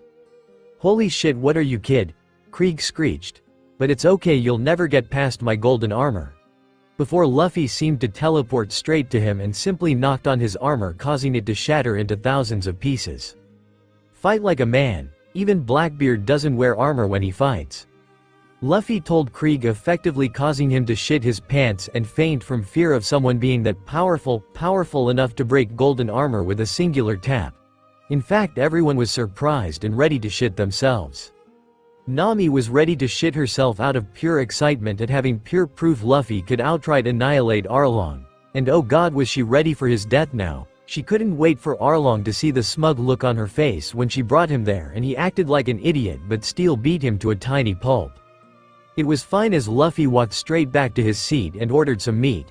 He was really hungry after going all out for 10 seconds, and he needed some meat, though he wished he could go all out more. Maybe some people on this Grand Line thing were strong enough for him. It was at that moment that Usopp realized why Luffy could do that. "Luffy, you can go so fast because of your golden blood, right?" Usopp asked. "I have no idea, Usopp," Luffy replied. "Shit. But it explains it so well. The heat required to keep your blood as liquid, even as a gold, would have to be exponentially different from that of a human. Last I checked, gold is a liquid at the heat of 1063. That would mean Luffy's normal body temperature would have to be even hotter than that, making his muscles able to move at even more extreme speeds. Basically describes second gear," Usopp stated. And it was at this moment everyone realized just how powerful Luffy truly was at this moment, and why he could have destroyed that armor with a singular tap. "Well, beyond those amazing statistics, I guess you won your side of the bet, and I am a man of my word, Captain," Sanji said, kneeling before Luffy, respecting the man as his captain. "Woohoo, we got a new crewmate, guys. And this time it's an awesome chef, yay. Luffy screamed, running around the Baratie only to realize something. Hey Zeph, I think you've got another customer and he doesn't look too happy. You might want to cook something up soon. I want to see his happy face. Before seeing the man stand up and then having the boat next to him break in half, though Luffy could see what he did, he didn't think anybody else could have saw it, but it was quite entertaining, especially knowing this was Zoro's complete and utter goal in life. Oh. And one last thing, you might want this. Luffy said, spawning Kusanagi out of nowhere and giving it to Zoro for his inevitable duel with Dracula Mihawk. But this is your sword, Luffy, I can't take this. Zoro pleaded. Yes you can, I mean how good was I with it? And now I've even got a cool new hammer. Luffy exclaimed, letting Zoro leave with his new blade, deciding to switch it out with his right-handed blade, knowing he'd have to give it his all and probably some more just to cut it before getting a wild idea to make a 4 sword style and even 5 and 6 and 7 sword style, but now was not the time for making new sword styles. He had to rely on the ones he currently had to defeat Mihawk, and that was all he could get. As Zoro got onto the deck of the Baratie, he signaled to Mihawk in a way showing he wanted a formal battle of the greatest kind against said man, and he was coming over to his barely floating shipwrecked area to do battle with. Dracula Mihawk, I challenge you to a battle for the title of greatest swordsman in the world. Zoro stated, ready for the ensuing battle. You are but a child to me, I shall only use a dagger on you, for it is all you deserve. Mihawk responded, taking out a dagger which was like a mini version of his extremely large sword from his necklace, instantly disgracing Zoro, but Zoro would take it in strides, for he would beat this man this day. Zoro had finally gotten over to him and put the Wado Ichimonji in his mouth, ready for battle. It started off with a stare-off between the two getting ready for battle, and it was at this moment Zoro could feel the definitive difference between the two of them, but he was not a man to get on his knees and beg, he would take death like a man. Eventually the stare-off ended with Zoro taking a slashing attack to Mihawk's side, to which he easily dodged, and with his next attack and the next, it was also fruitless, as once he seemed to corner Mihawk it failed and he jumped behind him. He was going easy on Zoro. Zoro would not stand for this and went for a downward strike, leaving himself open but forcing Mihawk to finally block, only to be forced back several feet by his singular attack, which was only made to send a weak pressure wave of air toward the aggressor, and Zoro knew this. He just couldn't perform that kind of attack. This whole fight was one-sided and everyone knew it. Zoro, Luffy, and even Nami. It was almost scary how one-sided it was. I made a promise to become the greatest swordsman, and I must complete that challenge, Mihawk. Zoro shouted, getting ready for a final attack to beat him, the best attack he knew, Onigiri. Slashing all of his swords at the same time, only to find himself stabbed in the chest by a small dagger being held by Mihawk.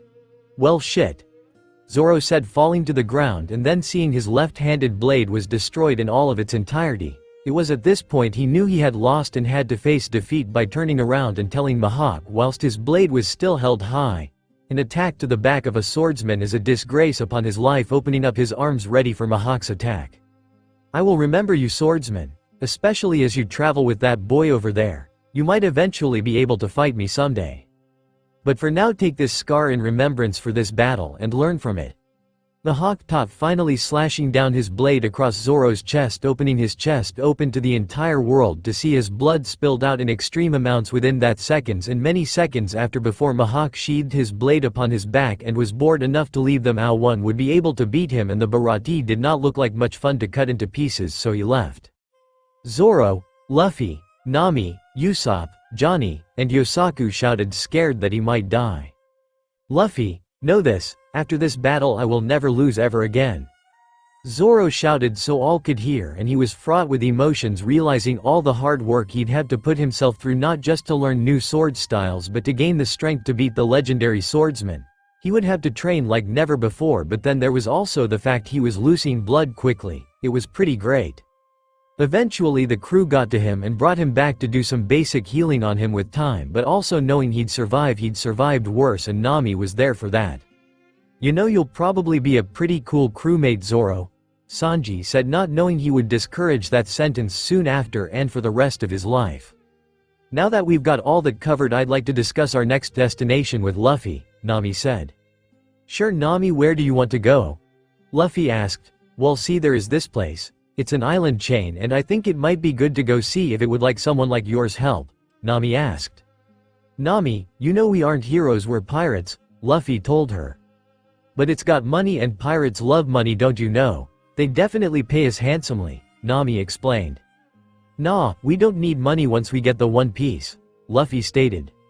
But what if I just really want to go there? Plus what if there's someone really strong who you might get to fight? Nami asked. Oh, a fight sounds like fun. We'll go just as soon as we're ready. Let's go on an adventure. To where are we going, Nami? Luffy questioned. You'll find out once we get there, but for now we can stay here waiting for Zoro to recover, but the immediate moment he's done we're leaving. Got it? Nami shouted. Yes ma'am. Everyone replied back. Nami was going to have a good time watching Arlong's blood be spilt just like she wanted. All she had to wait for was a stupid swordsman to heal and they'd be off. Chapter 5. And God said, "Let the water teem with living creatures." A lot had happened whilst Zoro healed every member of the crew. It was time that they could learn about each other, their wants, plans for the future and other such ideas. Luffy himself had commissioned Usopp into building another new weapon for him in case he might want it, a completely blue trident. It would come into use in coming battles hopefully, as well as finding out the name of his devil fruit finally from Red Zeph, who had Vegapunk's book on it. For some reason Luffy never asked. Zoro had enough time to finally think of all the sword styles he could use, finally agreeing with himself that he should use a 7-sword style that he had thought of in his head, which consisted of having 3 swords in each hand held in between all fingers except for the thumb, allowing for it to give a look of claws on him, and the last sword would be held in his mouth because he felt like it had become somewhat a trademark thing for him and he definitely wasn't going to give up on all that mouth training now. Nami had enough time to also realize Usopp's great potential as a blacksmith and also commissioned a new bow staff out of him, but the catch was Usopp was paying her to create it in all of its glory. With all of this improvement, when Zoro finally got up, his first words were, "Where are some new swords?" "We don't have any swords," the Baratie crew answered.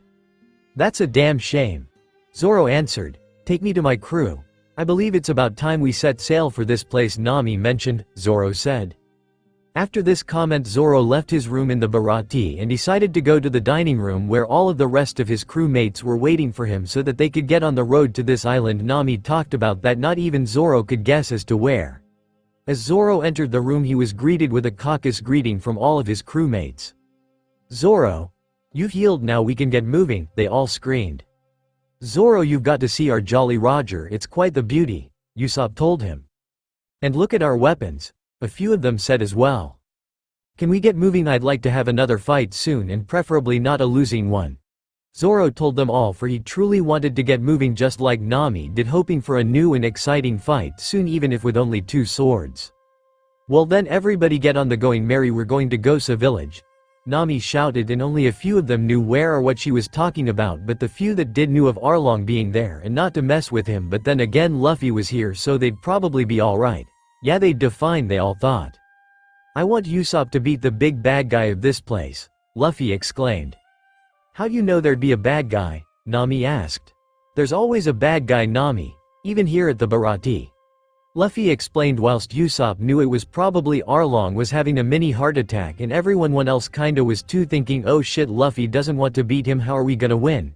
It was truly a sad day for Nami's dream of being free. All she could hope for was Luffy saved Usopp before he died at the hands of Chu, his nearly worst officer. Oh, today was sad, but to cling on to hope was the best thing they all had. "Well, let's get on the ships then, to hell ho," Sanji shouted, also knowing of Arlong but also not knowing the strength 20 million actually meant, which was actually not much to him despite being such a large number. With Sanji the entire crew came with. It was time for a new voyage on the Going Merry, and this time to destroy a band of pirates Luffy still didn't know nor care about. Once on the Going Merry, the crew decided it was time to truly ask Nami what her intentions were of going to Arlong Park. "So Nami, why particularly do you want to go to Arlong Park?" Sanji himself asked. "Because I finally want to get rid of this," Nami says, pulling up her sleeve and showing her tattoo of the symbol of the Arlong pirates. "Wait, so you were part of them, or are you currently part of them?" Yosaku and Johnny ask. "Well, I'm not really officially part of them, I just make maps for them when they force me to, and secondly I'm only doing that because I owe a debt to them which I intended to pay right as Luffy hopefully snapped his neck, but I guess that's not happening," she shouted. Which part? Zoro questioned. The snapping the neck Zoro. Usopp shouted, now even more scared he had to fill in those shoes as well. This sucks, I'm probably going to die. Usopp screamed to the sky. Come on Usopp, it'll be fun beating your first baddie, and it'll be all your own battle too, Luffy exclaimed. That's what I'm afraid of, Usopp complained. I thought you were a brave warrior of the sea though Usopp, are you not? Luffy asked. Don't you dare pull that card on me mister, I'm not dying today, no sir, Usopp stated. Good, because it'll probably take a day to get there. Nami interjected, now let's get on the road.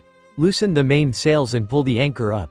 I know you're not weak Zoro, I want it up in say 30 seconds, we gotta move, move, move. Nami shouted, directing orders as if she truly were the captain of the ship. This went well for hours, and eventually it was lunchtime and Sanji cooked them a glorious meal, but one especially so for Nami, who was working her hardest for the crew and definitely needed the extra food more than any of the rest of them combined. Especially since it was a malt sundae topped with whipped cream and a perfectly placed cherry on top, which Nami wondered where Sanji had drudged up the ingredients for but didn't question after one taste, and all her energy was good and she was ready to bark out more orders. You know what I realized we're gonna eventually need? Luffy asked. What Luffy? If it's a musician I'm going to kill you, Nami questioned right back. A helmsman? Luffy answered, to which Nami looked back from barking out her orders to see no one on the wheel and probably shit bricks at the fact that they were probably going in the wrong way for the last few hours. Shit, you're right Luffy, and we need one fast cause I have no idea how to steer a ship, Nami said. And now we're probably off course by several thousand nautical miles, fuck. It's okay Nami, I controlled the waves with my new trident to lead us straight to where I sensed some fishy people were in some islands to the west, Luffy explained. Luffy, you truly are a god. I will not forget this, Nami shouted back, now being a somewhat helmsman for the time being, taking the role and leading them to the islands even in the dark of the night. They had to get there as fast as possible. She was almost about missing her deadline of time she could be away before he started killing. Well, it's what my devil fruit says I am, but I really wish I could have been a rubber man like Kobe. That would have been so much fun, Luffy chattered, uttering the last words spoken until they had reached the islands and Arlong's ensuing doom with it. Once upon the islands, so here's the plan.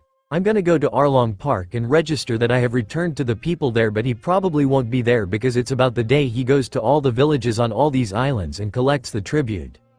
Once I get into my office, Zoro and Luffy will clear out the park's fishmen themselves, but secretly so as to not draw out suspicion.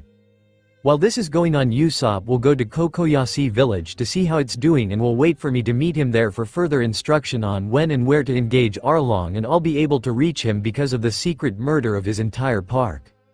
We will most likely fight him on the coast, giving Usopp a big advantage because it's a cliff, so it would be very disadvantageous for Arlong to go into the water to face Usopp while also giving him range. That is of course if everything goes right, Nami explained. Ah, I love it when Nami Swan comes up with a plan, Sanji said. I'm not going, Luffy said to them all. But that'll mess up the whole plan, Nami said. We need you to secretly take out Arlong paraded so Usopp might, in the most beneficial of scenarios, and with the utmost of luck, might be able to beat Arlong.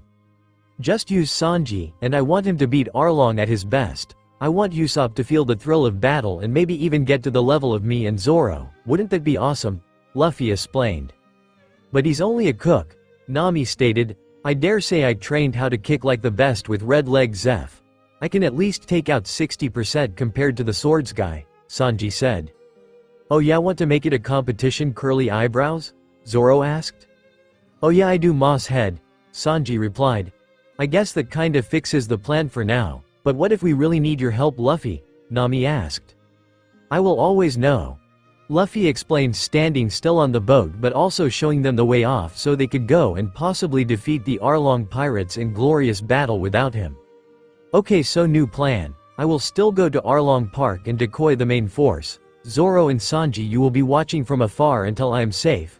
Usopp, you take yourself, Johnny, and Yosaku to Kokoyashi for further instructions, out.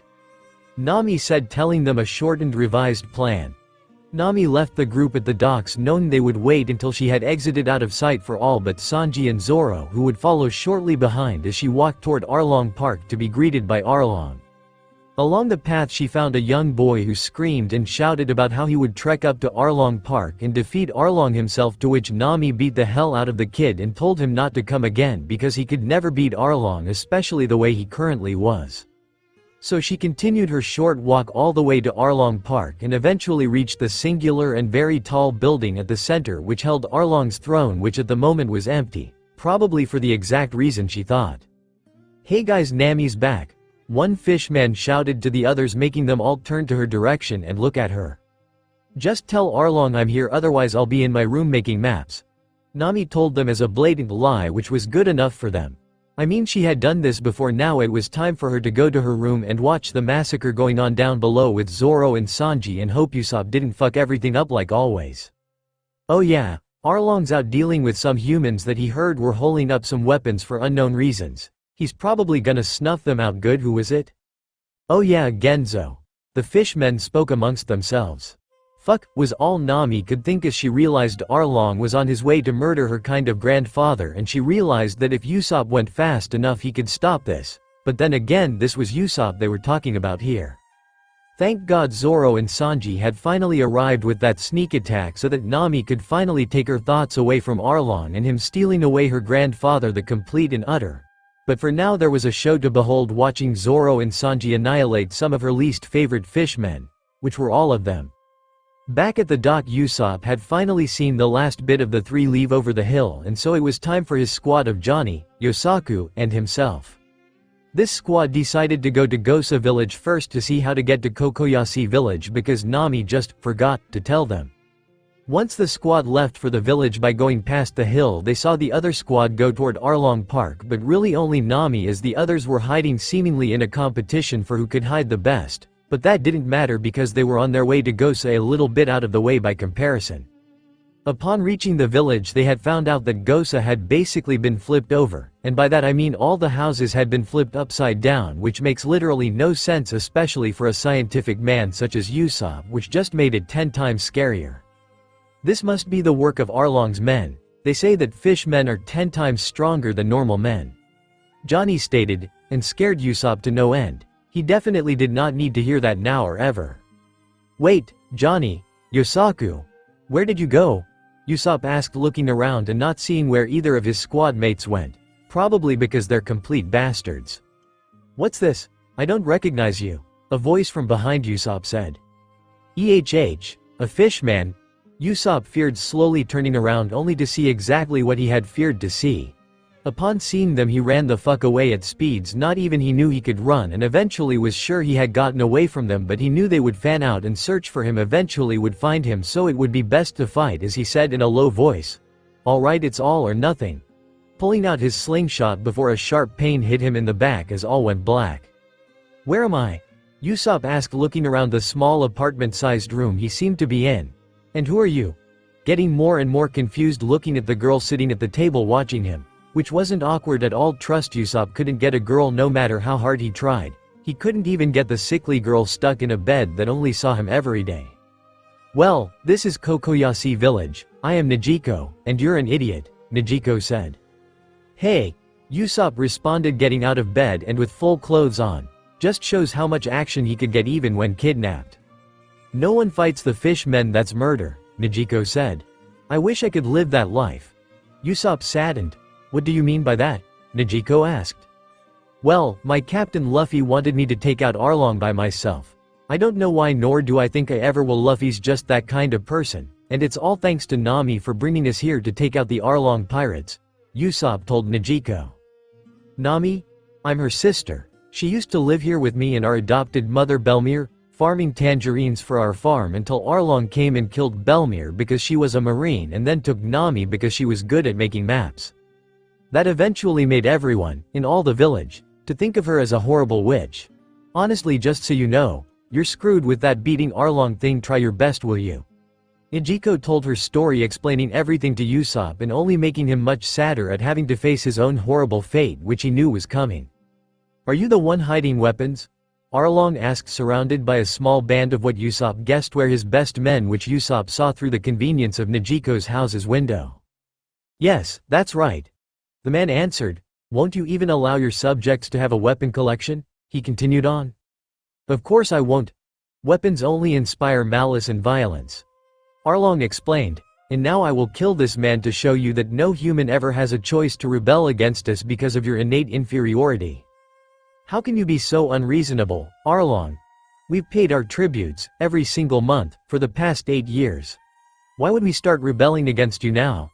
Nijiko shouted, and with reasonable support, as most of the village seemed to be coming out of their own hiding spots and supporting her. I'm saying that anyone that has weapons is planning rebellion, and I will not take any signs of rebellion, Arlong shouted, grabbing the man by his shirt collar and starting to throw him onto the ground. But thankfully, due to Nijiko's speech, Usopp was able to climb onto a building and get ready to fire. So he decided the best time to fire would be when he held the man straight in the sky to get maximum coolness levels. Kage Bushin, Usopp said, shooting him to continue his speech once all the fishmen were looking at him, to say with shaking knees, I am brave warrior of the sea, Captain Usopp. If you run away now, I'll forgive you. I have 80 million subordinates waiting to murdering you all. What did that inferior human say to me? Arlong asked. I'll murder him. I'll rip off all of his limbs and feed them to sea kings. Arlong went off on a tangent whilst all Usopp could think was, shit, it didn't even hurt him and all. While Arlong himself ran toward the building Usopp was on and started picking it up as if ready to destroy the entire village. Whoa Arlong, you can't just destroy this village, one of the fishmen shouted. Like hell I can't, we are the superior race and they don't deserve to even lick my boots, especially for what that one did right then. Arlong screamed, being hauled away from the building he had uprooted by 2 fishmen carrying him away so he wouldn't destroy the entire village. All this while the village picked up their man and watched as they searched for Usopp, but it was futile, as not only was he a master shooter, he was also a master trickster, and the best part of the trick? Keeping the most important thing hidden, which in this situation was Usopp. I'm gonna need something more powerful if I'm ever going to be able to beat Arlong. So he decided the most powerful thing he knew of was guns, and from what he heard that man had a weapon collection, maybe he might want to inspect. So Usopp went out to see the man and ask where his collection might be so as to take maybe a few weapons for himself, but particularly some flintlocks which would be especially useful. Sue, hello, I am Usopp. Usopp stated whilst walking to the center of the village to attract as much attention as possible. And I was wondering if I could inquire into your weapon collection or not, browse the shelves, see the merchandise, all that jazz. Well, Usopp, I'd certainly like to show you, except for the fact that because of you we might not have a village anymore, a villager announced. Lay off the kid, he was just trying to save my life. He might not have foreseen the consequences, but he had the right idea in his heart. The same man from before saying, the name's Genzo. I'm kinda like the leader of this village ever since Arlong took it as his own, but I'm sorry to tell you I can't show you my weapons, I just can't. It's fine Genzo, just let him. A voice to be identified as Nami told Genzo while the rest of the village hid from the pirate girl. So this is your plan, Usopp? Couldn't beat a fishman with just your little slingshot, could ya? You shoulda seen it, my slingshot did nothing, Nami. Nothing, Usopp fretted, working up a sweat just thinking about it. Well then you might want this. Genzo told him, taking out a full-on blunderbuss to give to Usopp. It's got quite the knockback, but the damage it does is par none of any other gun of this era. Thanks, do you have anything else I might want for my upcoming battle? Usopp asked. Well, if you're a marksman I don't have the best quality stuff, but here's a little bit of my shares, for whatever you're fighting. Genzo told him, leading him to his weapon storage, which definitely seemed to have a lot more melee weaponry than anything else, but what he had suited Usopp just fine. So what'll you have? Genzo asked. Can I have all of the guns? Usopp asked, not knowing anything of craftsmanship on any of these guns but wanting to try them all out. Well, as long as you give them all back when you're done, that's fine by me, Genzo told him. Well then Usopp, are you ready for your final battle with Arlong? Because I have it all set up for you, with Sanji and Zoro already having dealt with his men. We're ready for you and you alone, Nami told him. Give me 15 minutes, I've got a plan now, Usopp told her, rushing with courage, ready to take on the final fish man of the East Blue. Well, you can go get him yourself then, I'll leave you here to your own devices, I'm gonna go make some popcorn, Nami commented, leaving the scene partially because of the popcorn, the other half of her wanting to see people that actually cared for her again, like Sanji at some times and Luffy. 15 minutes later Usopp came out of the shed that held all of Genzo's weapons with as many guns on him as possible, including 8 on his chest. 2 on his shoulders, 6 on each leg and over 8 more on his belt which he had gained from the closet. That was not all though, as per part of his plan to beat Arlong he brought around 20 swords held in their scabbards at his sides just waiting to be pulled and used, though none of them were very impressive at all. They were quite dull in fact, but still sharp enough to cut through scales. Usopp with his newfound confidence marched forward from the village without praise, without acknowledgement of the fact he was going to free them from their servitude. It reminded him a lot of his hometown Syrup village when he left that day, defeating the Black Cat pirates in a battle he would never forget, his first battle. Usopp reached the top of the hill and saw him there, Arlong waiting for him. He knew he was waiting for him though he knew not why, nor did Usopp really care. He was here to murder this man and then move on to the Grand Line with his captain Luffy. So the human who killed all my men has come back to play. I heard from Nami that you had done this and now I'm going to kill you for it. You got that, human? Arlong shouted across the hill, probably trying to invoke fear or anything in Usopp, though it wouldn't have shown anything as Usopp's eyes were covered with his goggles. Arlong then proceeded to lift an arm into the air yet again, probably trying to invoke fear, with his muscular arm held high ready to crash down damage upon Usopp. But Usopp, still leagues away, took one of the guns from his belt and shot Arlong right on his wrist, knowing the little bit about human anatomy might carry over to fishmen, which it did. Arlong couldn't use his left hand anymore, or at least for the rest of this battle, as the bullet pierced Arlong's fishy scales and went deep into his bone, making it unusable. Why you all kill you for that? All talk and no action. Usopp answered, taking all of the swords from his sides and throwing them side to side, making an effective wall partially blocking exit from the battleground to come, and then taking out the parallel pistol on his belt ready for a marksmanship test.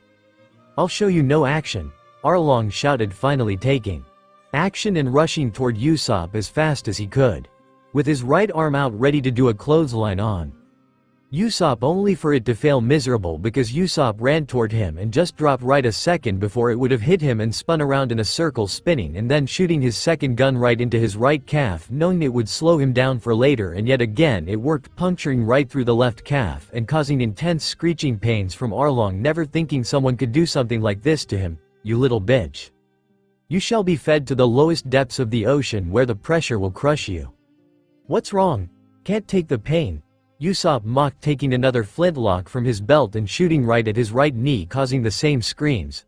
Knew it, you big. You, what happened to you? You couldn't even scratch me minutes ago. Arlong shouted, stretching his arms out and letting out a roar before taking in all the pain Usopp had caused him in his legs and wrist, rushing toward him, but this time using his nose so as to pierce his body straight through. But this was faulted as Usopp walked back the small distance to the swords he left to pick one up and put it in a defensive position, which turned out to be directly in Arlong's eye in a slash. But do not think Usopp was not affected from the strike, because while Arlong's long nose didn't hit him, the force from his rushed attack flew Usopp straight into the wall of swords he had set up, only to use the wall to hold onto the hilts and lift himself up, while Arlong finally decided to be silent but still growled at him, noticing that Usopp had finally left a permanent mark on him by taking his eye. To this point Usopp only lifted more flintlocks from his belt, one in each hand, and Arlong only raged more, only to have some lead pumped right into his mouth as Usopp shot straight the moment Arlong lifted his mouth open. Shut the fuck up, you stupid fish. Usopp finished, knowing the 2 bullets were wasted on shutting him up, blowing HWAS worth it, because he couldn't stand all the blows to his confidence, especially because he definitely wanted Arlong dead by now, though he was not and was still kicking, but then again he hadn't shot any at any vital areas. He'd have to change that soon. The next action both of them took was Usopp running toward Arlong, this time switching the roles, taking out the last 2 guns on his belt so that when he was close enough to the Arlong waiting patiently with arms wide to hug him and then squeeze him to death, but Usopp was expecting him and shot right at his biceps on both arms, pushing them back and making them useful at the same time, a double negative for Arlong but a double positive for Usopp. Usopp next chose to have some fun, taking 1 flintlock at a time from his chest, all 8 shooting at his chest 1 shot at a time and dropping them after they've lost their usefulness, creating 8 perfectly good shots, nonetheless non-vital to Arlong's chest, which might not have done any real damage except for causing Arlong quite a bit of pain, but definitely making Usopp much happier. With 8 more bullets he had to use these quite skillfully, and he decided the best way to use each bullet already. And the first one was to go straight through his other eye so to keep him blind. This didn't work as well as he thought because Arlong had his own plan, which involved picking up one of the swords Usopp had left behind on the ground, causing him to have to shoot Arlong from the back of the head straight through his other eye, so he had none left. Despite Usopp best trifling, Arlong did pick up a sword, not like he knew where to slash it anymore though, but he still tried to rush him, though still a little to his left, so he could use his next gun right through his cheek. He was feeling a little revolutionary. 6 more bullets were left and he used the next 2 to shoot at the back of his ribs as Arlong kept rushing to his left like an idiot, slashing crazily in no particular direction, now without ribs to hold up his stomach and other internal organs, destroying all the protection his chest had left. "You realize I still have 4 bullets left, right, Arlong?" Usopp prodded, knowing he gave him some clue as to his presence using sound so he could wait for him to face forward, and the moment he did so he gained an ulcer due to an abnormally large hole in his stomach, spreading acid straight out of his body and onto the floor. The next bullet went straight into his knee, for it was somewhat appealing watching a former adventurer get shot in the knee. Yes, a lot of his shots were now being wasted on what was now fun, but it also caused Arlong to get on his knees, almost begging for death now. Blood everywhere and everything else just spilling all over his body. It was already a desecrated corpse waiting for Usopp to kill him, just raising Usopp's confidence to that whole new level he just needed for a long time. Usopp finally pulled out the blunderbuss Genzo gave him personally for the final 2 shots he still had left. "This is for Kokoyashi," firing the bullet. "And this next one is for me, Arlong. You know who this is, Arlong?" "Yes, I brought this upon you. Nami." Nami screamed from behind the sword wall, ready to shout this from the beginning. "Oh yeah, and one more thing, I just brought the rest of the money, but I still decided to murder you here and today, you fucking bastard." Firing the last bullet through his skull and letting his body go limp, making Usopp so proud of himself, especially at that moment. And he could definitely sit down now. This was all the excitement he wanted or needed for all of his lifetime, and it was great. "Hey Nami, wanna come over here and pick me up? I think I've wasted so much energy, my body's going limp," Usopp asked. "Fine, but only because you killed Arlong for me. Thank God he's finally gone," Nami said, going over to Usopp and holding him up and carrying him over to Arlong Park, where everyone else was waiting at the time, most likely for Usopp. But either way, they were waiting for when they could leave. The pair eventually got over to Arlong Park and met with all of the rest of the crewmates, including Luffy, who had left there and was waiting for them with Zoro, Sanji, Johnny, and Yosaku, all disbelieving Usopp could have done it, except for the fact he did. "Nami, you ready to fully join our crew for real? 'Cause it's time for you to give up on Arlong completely," Luffy shouted, taking out his new hammer and spinning it by the leather attached to the back until he could throw it up into the air so it went way past the clouds and causing lightning to fall from the sky in such great amounts it covered the entirety of the main building of Arlong Park, disintegrating it, destroying to a level where Nami could see the papers she was forced to create over the years working for Arlong, and it was now gone in one burst of extreme plasma, destroying it from the sky.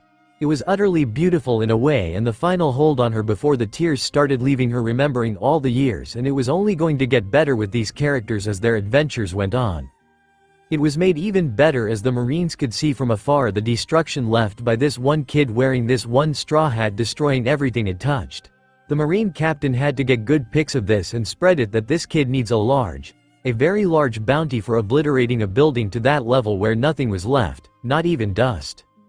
Once all of that fun stuff was done with, they all had a party and prepared for their continued journey as the greatest of friends, all for their own different reasons and none greater than the other, and also with more than $100 million thanks to Nami keeping all the money for herself. With Logue Town as their next destination a week later, it was time for the Grand Line to come. And everyone was changed in their own different ways. Some more than others, but all for the better. The final days of the party in Kokoyashi. "You know you're gonna have to give back those guns, you know," Genzo whispered. "I know, I like my slingshot better anyways," Usopp answered. "Hey Nami, when do we leave?" Usopp asked.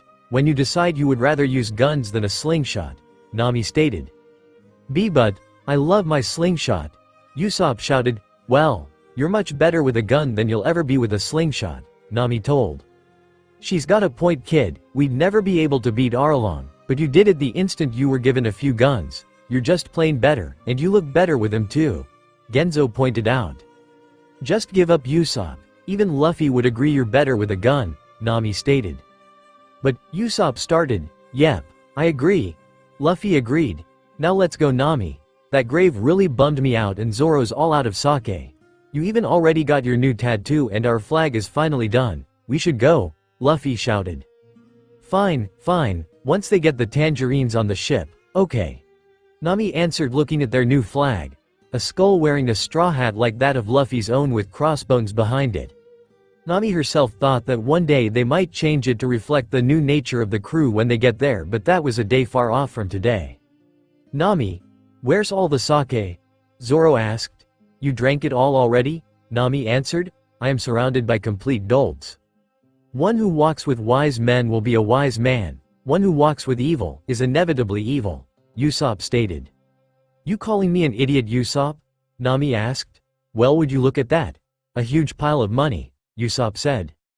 And he's lying again. God, I hope we can set out soon. Nami stated, forsaking the piles of dollars the villagers were getting out of Arlong's base that he had taken as taxes. Well, do you not like this place, Nami? Nezuko asked. No, I love home, it's just that this place is really making me depressed, so I want to go and follow my dream, Nami started. Yes, drawing a map of the whole world, and the only way to do that is to go through the entirety of the Grand Line. We all know it, especially now since you're our hero, Genzo explained. You know what, Nami? If it helps us leave faster, I claim that this land is under my protection as long as they fly our flag somewhere on their island. Even in secret, we shall always come back to save it if it needs saving. Luffy shouted so all could hear. I don't, Nami started. Well, that sounds like a wonderful idea, as long as it gets Nami off her ass and leaving this island, Genzo ranted. I've barely been here 2 days and you already want me gone, Nami shouted. I never wanted you here in the first place, and then you came straight to me to get that tattoo. Just get off my island already and I'll put up the flag already, Genzo continued. But Nami tried. They've already been set up, now go, Genzo screamed. Finally the crew was off to go straight to Logue Town with a resounding cheer from all aboard the ship. After many days, yet again due to a lack of helmsman, though thanks to Luffy's ability to control the ocean, and Nami's navigation skills, they were able to reach Logue Town. Upon reaching the town, they had to decide how they would split up the money to be spent in the city for things like Zoro's new swords for his new sword style, funds for Usopp's new cannons for the Mary, which he insisted they needed because all the Mary was before was basically a merchant vessel, but with some common cannons it'll be a good right sloop. Sanji insisted that they needed new materials for food, especially fish because of how close Logue Town is to the Grand Line. I'll need at least 50,000 berry to get us to the Grand Line. So if you could give me 100,000 berry, we should be more than suited enough to get to be sure, Sanji said. That sounds reasonable enough, here you go Sanji. Now go get us some provisions, Nami answered, and you Usopp? Well, if my approximations are correct, a good cannon should cost around 50,000 berry, so around 500,000 berry should be appropriate for 5 guns on each side. If I must, for the better safety of the crew, then I will, Nami answered. Now lastly, Zoro, how much do you need? For new swords, maybe around 100,000 berry. 100,000? That's way too much. Why would swords ever cost that much? For a good sword, around 50,000, or at least those were my last approximations. Why do you need 2 swords? Only one broke, Nami screamed. Because the Kusanagi isn't my sword, Zoro explained. It is now. Luffy gave. You can also have this one. Creating a new sword out of thin air. I call this Durandal. Are you sure you can just do this? Zoro questioned. Not at all, but it's fun, and when will I ever use swords? Luffy asked. Now you don't have to worry about swords and I can just give you nothing. Now go out there and go do some shopping so we can leave to get on the Grand Line post haste, Nami shouted. Nami, what does post haste mean? Luffy wondered. It means go search around the city until it's time to go. Now go find some smog or something to play with, Nami concluded. And so the group ended their chat on the Going Merry. They had to continue on searching in every direction to find their certain things, while Nami was left tending to the garden on the Going Merry. She couldn't easily tend to with the quick leaving from Arlong's and all. Usopp left to go get some much needed cannons for the Going Merry due to the old ones being complete crap. Though, Usopp had no idea where to find out where cannons would be. Usopp's inability to direct himself through the town led to his bumping into a certain mercenary, which would be a bad idea to get on the bad side of. "Oh, sorry sir, I'll get out of your way," Usopp apologized. "That's fine kid, now get out of my way," the mercenary responded. "Wait, you're Daddy Masterson, aren't you?" Usopp asked. Yes he is. Now duel him for the meanie attitude he used," Daddy's daughter responded for him. "Hey, I don't think we," Usopp started. "Well, sorry about this kid. Guess we'll have to duel. We can do it right here and right now. By the way, no hard feelings about this," Daddy Masterson explained. "No, and the adventure was just starting to get good, maybe if I. No, how about?" Usopp thought aloud. "Are y'all gonna duel, or should I kill you here and now?" Masterson said, throwing Usopp a handgun and turning the other way around. Usopp caught the handgun, of course, but it barely changed anything, he just got even more fearful. "So you're gonna start by being back to back with me, then after 10 steps we'll turn and shoot. My beautiful daughter here will be counting down steps for us, and afterwards we'll go get ice cream like you wanted," Masterson stated. So the duel went as started. They all got into positions and a crowd even erupted to watch the show. But one thing changed about Usopp within that time. He started fiddling with the handgun he was given. It just didn't feel right to Usopp, and it took his mind off of his impending death. Usopp's tinkering did lead to something unexpected though. He stopped shivering and loosened the gun up. Usopp felt the way the gun was, felt all of its imperfections as well as kinks. He tried to perfect the gun in the time he had, which was little and shortening. When the 10 steps had finally ended, Usopp had not moved at all and was still working on the pistol. Masterson was not ready at all for this, and expecting the boy to shift or move in his last moments completely missed. It was Masterson's doom, of course, as each duelist only gets one bullet and the kid had a free shot on him. Fate had flipped the tables. "Shoot me boy, you have a clear shot," Masterson cried in desperation. "Just give me a few seconds, I've almost got it," Usopp replied, finally fixing the gun to his preferences and turning to face Masterson. Masterson's face was not what he had expected though, the look of a man ready to die, in possibly the most shameful way possible. "You know, this reminds me of one time, where the pirate Yassip had me down, and I was almost dead, but he let me live. A courtesy I don't aim from you," he monologued. "Wait, you knew my father?" Usopp exclaimed. "We dueled together. Just like this one. But he shot back and got me right on the ground. I was doomed. I pleaded with him to shoot me, but he did not. He claimed it was because I had a daughter, and he had a son named Usopp who he abandoned at a young age." "Are you that Usopp?" he asked. "Yes, I am. Are you gonna let me live?" Usopp pleaded. "You're the one with the fully loaded gun, kid. You tell me, but if you run, I get to kill you," Masterson explained. "How about we change the rules a bit?" Usopp asked, now fueled and raring to go. "What do you propose?" Masterson pondered. "If I can hit that sign, the crown one, then I get 2 of your best pistols and whatever your daughter's dress is worth in bellies. But if I can't hit it, you get to kill me as if I ran from the duel. That okay with you?" Usopp propsed. "That crown, it's pretty far away. You sure about this, kid?" Masterson asked. "I'm sure," Usopp shouted, readying his arm and aiming his best at the crown. Ready to win, or to die. Usopp fired, with the handgun no less. It was a perfect shot right through the crown jewel on the crown. A shot like no other, a shot that could only be performed by a true son of Usopp. Masterson commented, throwing the young Usopp 2 of his best pistols and his newest mercenary prize money, worth he didn't even remember how much. "You truly are one amazing kid, Usopp. Wish you well, ya boy wonder." And with that, Masterson got up, took his daughter, crying over her father's loss, and left. To go on another mission probably, just after reporting in this new one. Usopp was of course never the same, instantly fainting after the fright of the whole ordeal and only waking up an hour or so later, but nothing he was given was touched. People were too afraid of the man who beat Masterson. Zoro had just gotten 2 new swords straight from Luffy. Both he was sure were beyond legendary, but then again he also knew nothing about them, so there's that too.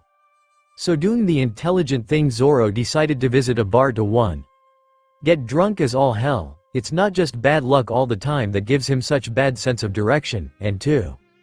He'd not too recently found out that bartenders know much more than they let on. This plan was instantly botched, of course, upon seeing every bar in town was full of Marines, but more importantly didn't have any good deals or hard drinks. Zoro now had to come up with an even more ingenious plan to get drunk, or he could just go to a sword store to find out about the swords, without being drunk. Choosing the better choice, at least in the rest of the crew's interest to stay alive, Zoro went to the sword store. "Welcome to the Sword Emporium, the place you'll find any sword you could want. We got curved swords, claymores and even gladius," a shop employee said disheartened and unenthusiastically. "Yeah, how do I say this? Where would your best sword? Informant be? I guess that's how you say it. Sorry, I'm really hungover," Zoro questioned, still hungover from his drinking habits upon the Going Merry. "Oh, yeah, her, she's a usual customer, should come right through the door in around 3, 2, 1, 0, -1, -2. The employee continued on, still bored out of his mind, whilst a young woman burst through the door exclaiming, "Sorry I'm late, scrubbing the floors took a little too long today," rushing toward the curved swords as fast as possible, particularly the katanas. "Miss, I believe I heard you were the sword expert around here." Zoro stumbled up toward her, head throbbing now, so much so he could swear the girl looked like a grown-up version of Kuina. "Sure am, name's Toshigi. What would you like to ask, mister?" "What's your name?" Toshigi introduced. "Zoro, Rorinoa Zoro, the ex-pirate bounty hunter. And I'd like you to examine this sword," Zoro started. "You're really hungover, sir, might I suggest some vitamins?" Toshigi suggested, pulling out some vitamins and handing them over to Zoro. "Now Mr. Zoro, what you have here is a 70 centimeters long katana. Longer than most, but from your style you seem to wield two, which is still doable, made with. Wait, I don't know this substance, and the hilt, it looks exactly like depictions of the Kusanagi. No, must be a replica, but it seems to be usable." "Mr. Zoro, did you know you had such a legendary blade?" Toshigi asked. "No, I know nothing of this sword. Could you tell me something about it?" Zoro was wondering, and his head was now much better.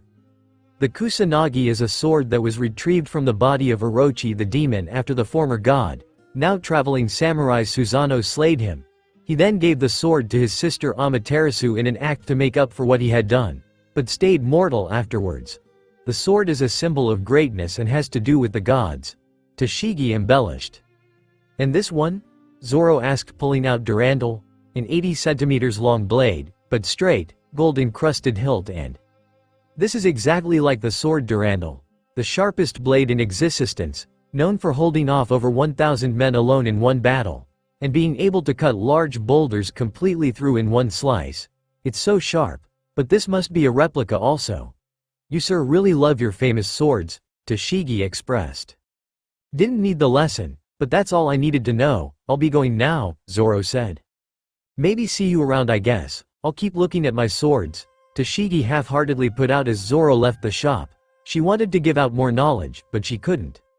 Luffy decided it best to go straight to the center of town, because of course that's where they'd keep the Pirate King's execution ground, only there, and from there Luffy would shout out loud to the world that he would become the next king of the pirates. As Luffy rushed past stall after stall, and store after store, he eventually came to the large open area he must have been executed in. The area even still had the large wooden platform they would have killed him at, and Luffy had to get to the top of it. "I summon thee, Anant," Luffy called out, a gigantic seven-headed cobra, which descended from the sky down to Luffy. Luffy knew Anant. He knew Anant very well. He was his ride throughout the world, moving faster than any boat or person, and flying too. Anant stooped to Luffy's level, allowing him to get on top of him and giving him a ride all the way to the top of the podium. "Thanks Anant, couldn't do it without ya," Luffy exclaimed. Now to most people a gigantic seven-headed snake with the ability to fly would be an average viewing habit, but to the people of Logatown, it was an entirely new situation. One they had never been in before and which thoroughly caused them to lose their shit. It did not help that it had to have happened in the town square in the middle of town, where anyone could see it, and oh boy, the panic was real. To the rest of the crew of the Going Merry it was unprecedented yet predictable, but more importantly could mean that Luffy could be in trouble. The whole crew rushed to the town square, even if for some misdirection made it harder to do so. "I'm gonna be king of the pirates," Luffy screamed at the top of his lungs for the whole world to hear. "Not on my watch." Buggy stated, now behind him and with sea stone cuffs which he clamped on Luffy, to stop him from using his devil fruit powers. As an acknowledgement that it worked, a nod completely disappeared from the sky, and all that filled his place was the new dark gray sky of storm. The perimeter was surrounded by Marines fully afraid of the powers of the small boy now in chains. Inside the perimeter only the Going Merry crew, Buggy's crew and some mafia members, which most would mistake for Buggy's crew. "And now I'll kill this brat, and I'll be king of the pirates, on my way to the Grand Line," Buggy screamed to much applause from his crew. Despite Buggy's seemingly effortless win, there seemed to be a power even greater than Luffy that wanted Luffy to still be there. Something so powerful the execution block imploded in a bolt of lightning, crushing it. Tom, 2 survivors still alive from the crash. A clown and a straw hat pirate stood in the wreckage, and with no sea stone to be seen. This problem was huge for one clown and his crew, as said straw hat pirate was now free from his limitations and needed to have some fun. Luffy whipped up a few extra hands as well as a 3-pointed spear. Some would call it a trident, Luffy wouldn't know what to call it. Unfortunately for Zoro across the Sea of Men, once Luffy had been shackled he lost his 2 swords, and he was quite inefficient in one sword style, and in one of the worst circumstances to boot. Usopp might have been doing fine, if it hadn't been for the rain making all his newly acquired gunpowder and guns useless. Nami was unfortunately just as useless as ever, and not one to forget, Sanji was still delivering food from his shopping spree to the ship. In the simplest of terms, the Straw Hats were in need of dire help. And help they would receive, though not from who they would want. A certain captain jumped down from his perch to join in on the fight. Captain Smoker joined in and added his powers to the fray, allowing just enough time for Nami to scream out to the rest. "Did you guys get all the stuff we need? I wasn't able to get cannons, but I'm pretty sure Sanji got food," Usopp screamed back. "Well, then you're gonna love this deal on cannons, steal one, get one free," Zoro responded, pointing out the cannons on the Marines HQ not too far away. "I like that deal, Usopp, you're coming with me and we're getting us a free cannon," Nami proposed, finding Usopp and dragging him with her into the crowd. "I'll find Luffy then," Zoro started before being met with a red-shirted boy, with a straw hat on his head. Well, that wasn't too hard. "Hey Zoro, where are Nami and Usopp going?" Luffy asked. "Well, we forgot to get some cannons, so they went straight off to the HQ. I think we're supposed to head to the Going Merry," Zoro replied. "Sounds fun," grinning wildly. "Now get in the chariot." Luffy appeared upon a chariot pulled by flaming horses, which shone like the sun. "I'm not even gonna question it anymore," Zoro said, hopping on before Luffy whipped the horses into gear and he couldn't even feel his face anymore. It traveled at the speed of the sun, much too fast and much too powerful. The pure power from moving at that acceleration was enough to burn off most faces within the near proximity, and turn to ashes anyone in the way. Any Marine smart enough to throw in their 2 cents moved out of the way and received only 3rd-degree burns. Anyone else, well, you know. Usopp was being pulled at maximum speeds by Nami, so much he felt like he was Zoro on the Sun Chariot, but all that didn't matter upon reaching the HQ, and seeing the most dreaded Marine Luffy might face. Except for the admirals. Or the vice admirals. Or actually a lot of people. Captain Smoker. Smoker had immediately identified that these two were with the Straw Hat pirate kid he'd seen, who was an obvious pirate, and therefore needed to be stopped in the name of absolute justice. "Usopp, find the best cannons you can and get back to the ship. I'll hold him off for as long as possible," Nami whispered, pushing Usopp right into the HQ, putting Smoker on his guard for 1, and 2 extremely surprised, but he couldn't let this girl trick him. He had to stop any and all pirates. Usopp got into the building and did his usually thing, break down in disbelief of himself, motivate himself, continue on for short while, get depressed, repeat. Nami more interestingly had the first big fight she'd ever have while on this crew, of many to be sure. "I'm not one to beat a girl, but if I must she should at least be somewhat armed," Smoker said between puffs, throwing her a broom, mostly used for cleaning. "You call this arming yourself? This is a broom," Nami screamed. She was definitely not ready for this. Nonetheless, the fight started. Smoker turned himself into smoke, unable to be hit by Nami, but also not really physically there. Nami, not really one to fight before, took the broom as one would a claymore and swung it randomly, achieving nothing, both from her horrible form, and from Smoker's near invulnerability to most physical means. It was quite sad, in Smoker's view. A girl defending herself with only a broom against a devil fruit user. That was until when Smoker finally decided to use his weapon. The thistles of the brush actually caught the weapon. All of a sudden Nami had also shifted into the form of an expert bowstaff wielder, swinging the broom at his face. Smoker could only assume that his sea stone weapon might have rubbed off slightly upon the broom, and it could hurt. This question was of course never answered because at that moment Smoker went flying so far he was into the sky. "Did I hit him, Nami?" Usopp shouted from within the HQ. "How did you manage to even move his smoke body?" Nami shouted back, looking through the rather large hole left by the cannonball. "That's a question for another day, but for now help me move these cannons, and the cannonballs, we'll need them," Usopp explained, pushing the cannon on wheels with all his might, and having it go nowhere. "This is how you pull it, Usopp." Nami exasperated, taking a rope and pulling a cannon behind her straight to the Going Merry. Within a few short hours all of the cannons had been pulled up to the ship and the Marines were nowhere near them, or even knew they were about to leave. Logia Town had been an adventure all in itself, and they hadn't even reached the Grand Line. All of the Straw Hats knew they had to improve one way or another if they were going to survive within its borders. Except for Luffy and Sanji, they were just fine, maybe Zoro if Luffy didn't get in trouble too much and he could keep his new swordplay toys. Zoro did get them back, by the way, upon asking to go back into the town to try and buy a sword again, and being denied again. And so the Straw Hat crew decided it was time to leave for the Grand Line. There was nothing else for them here. It was time for the real adventure to begin. Even with questions about the storm, and even more, what else could the Straw Hat Boy do?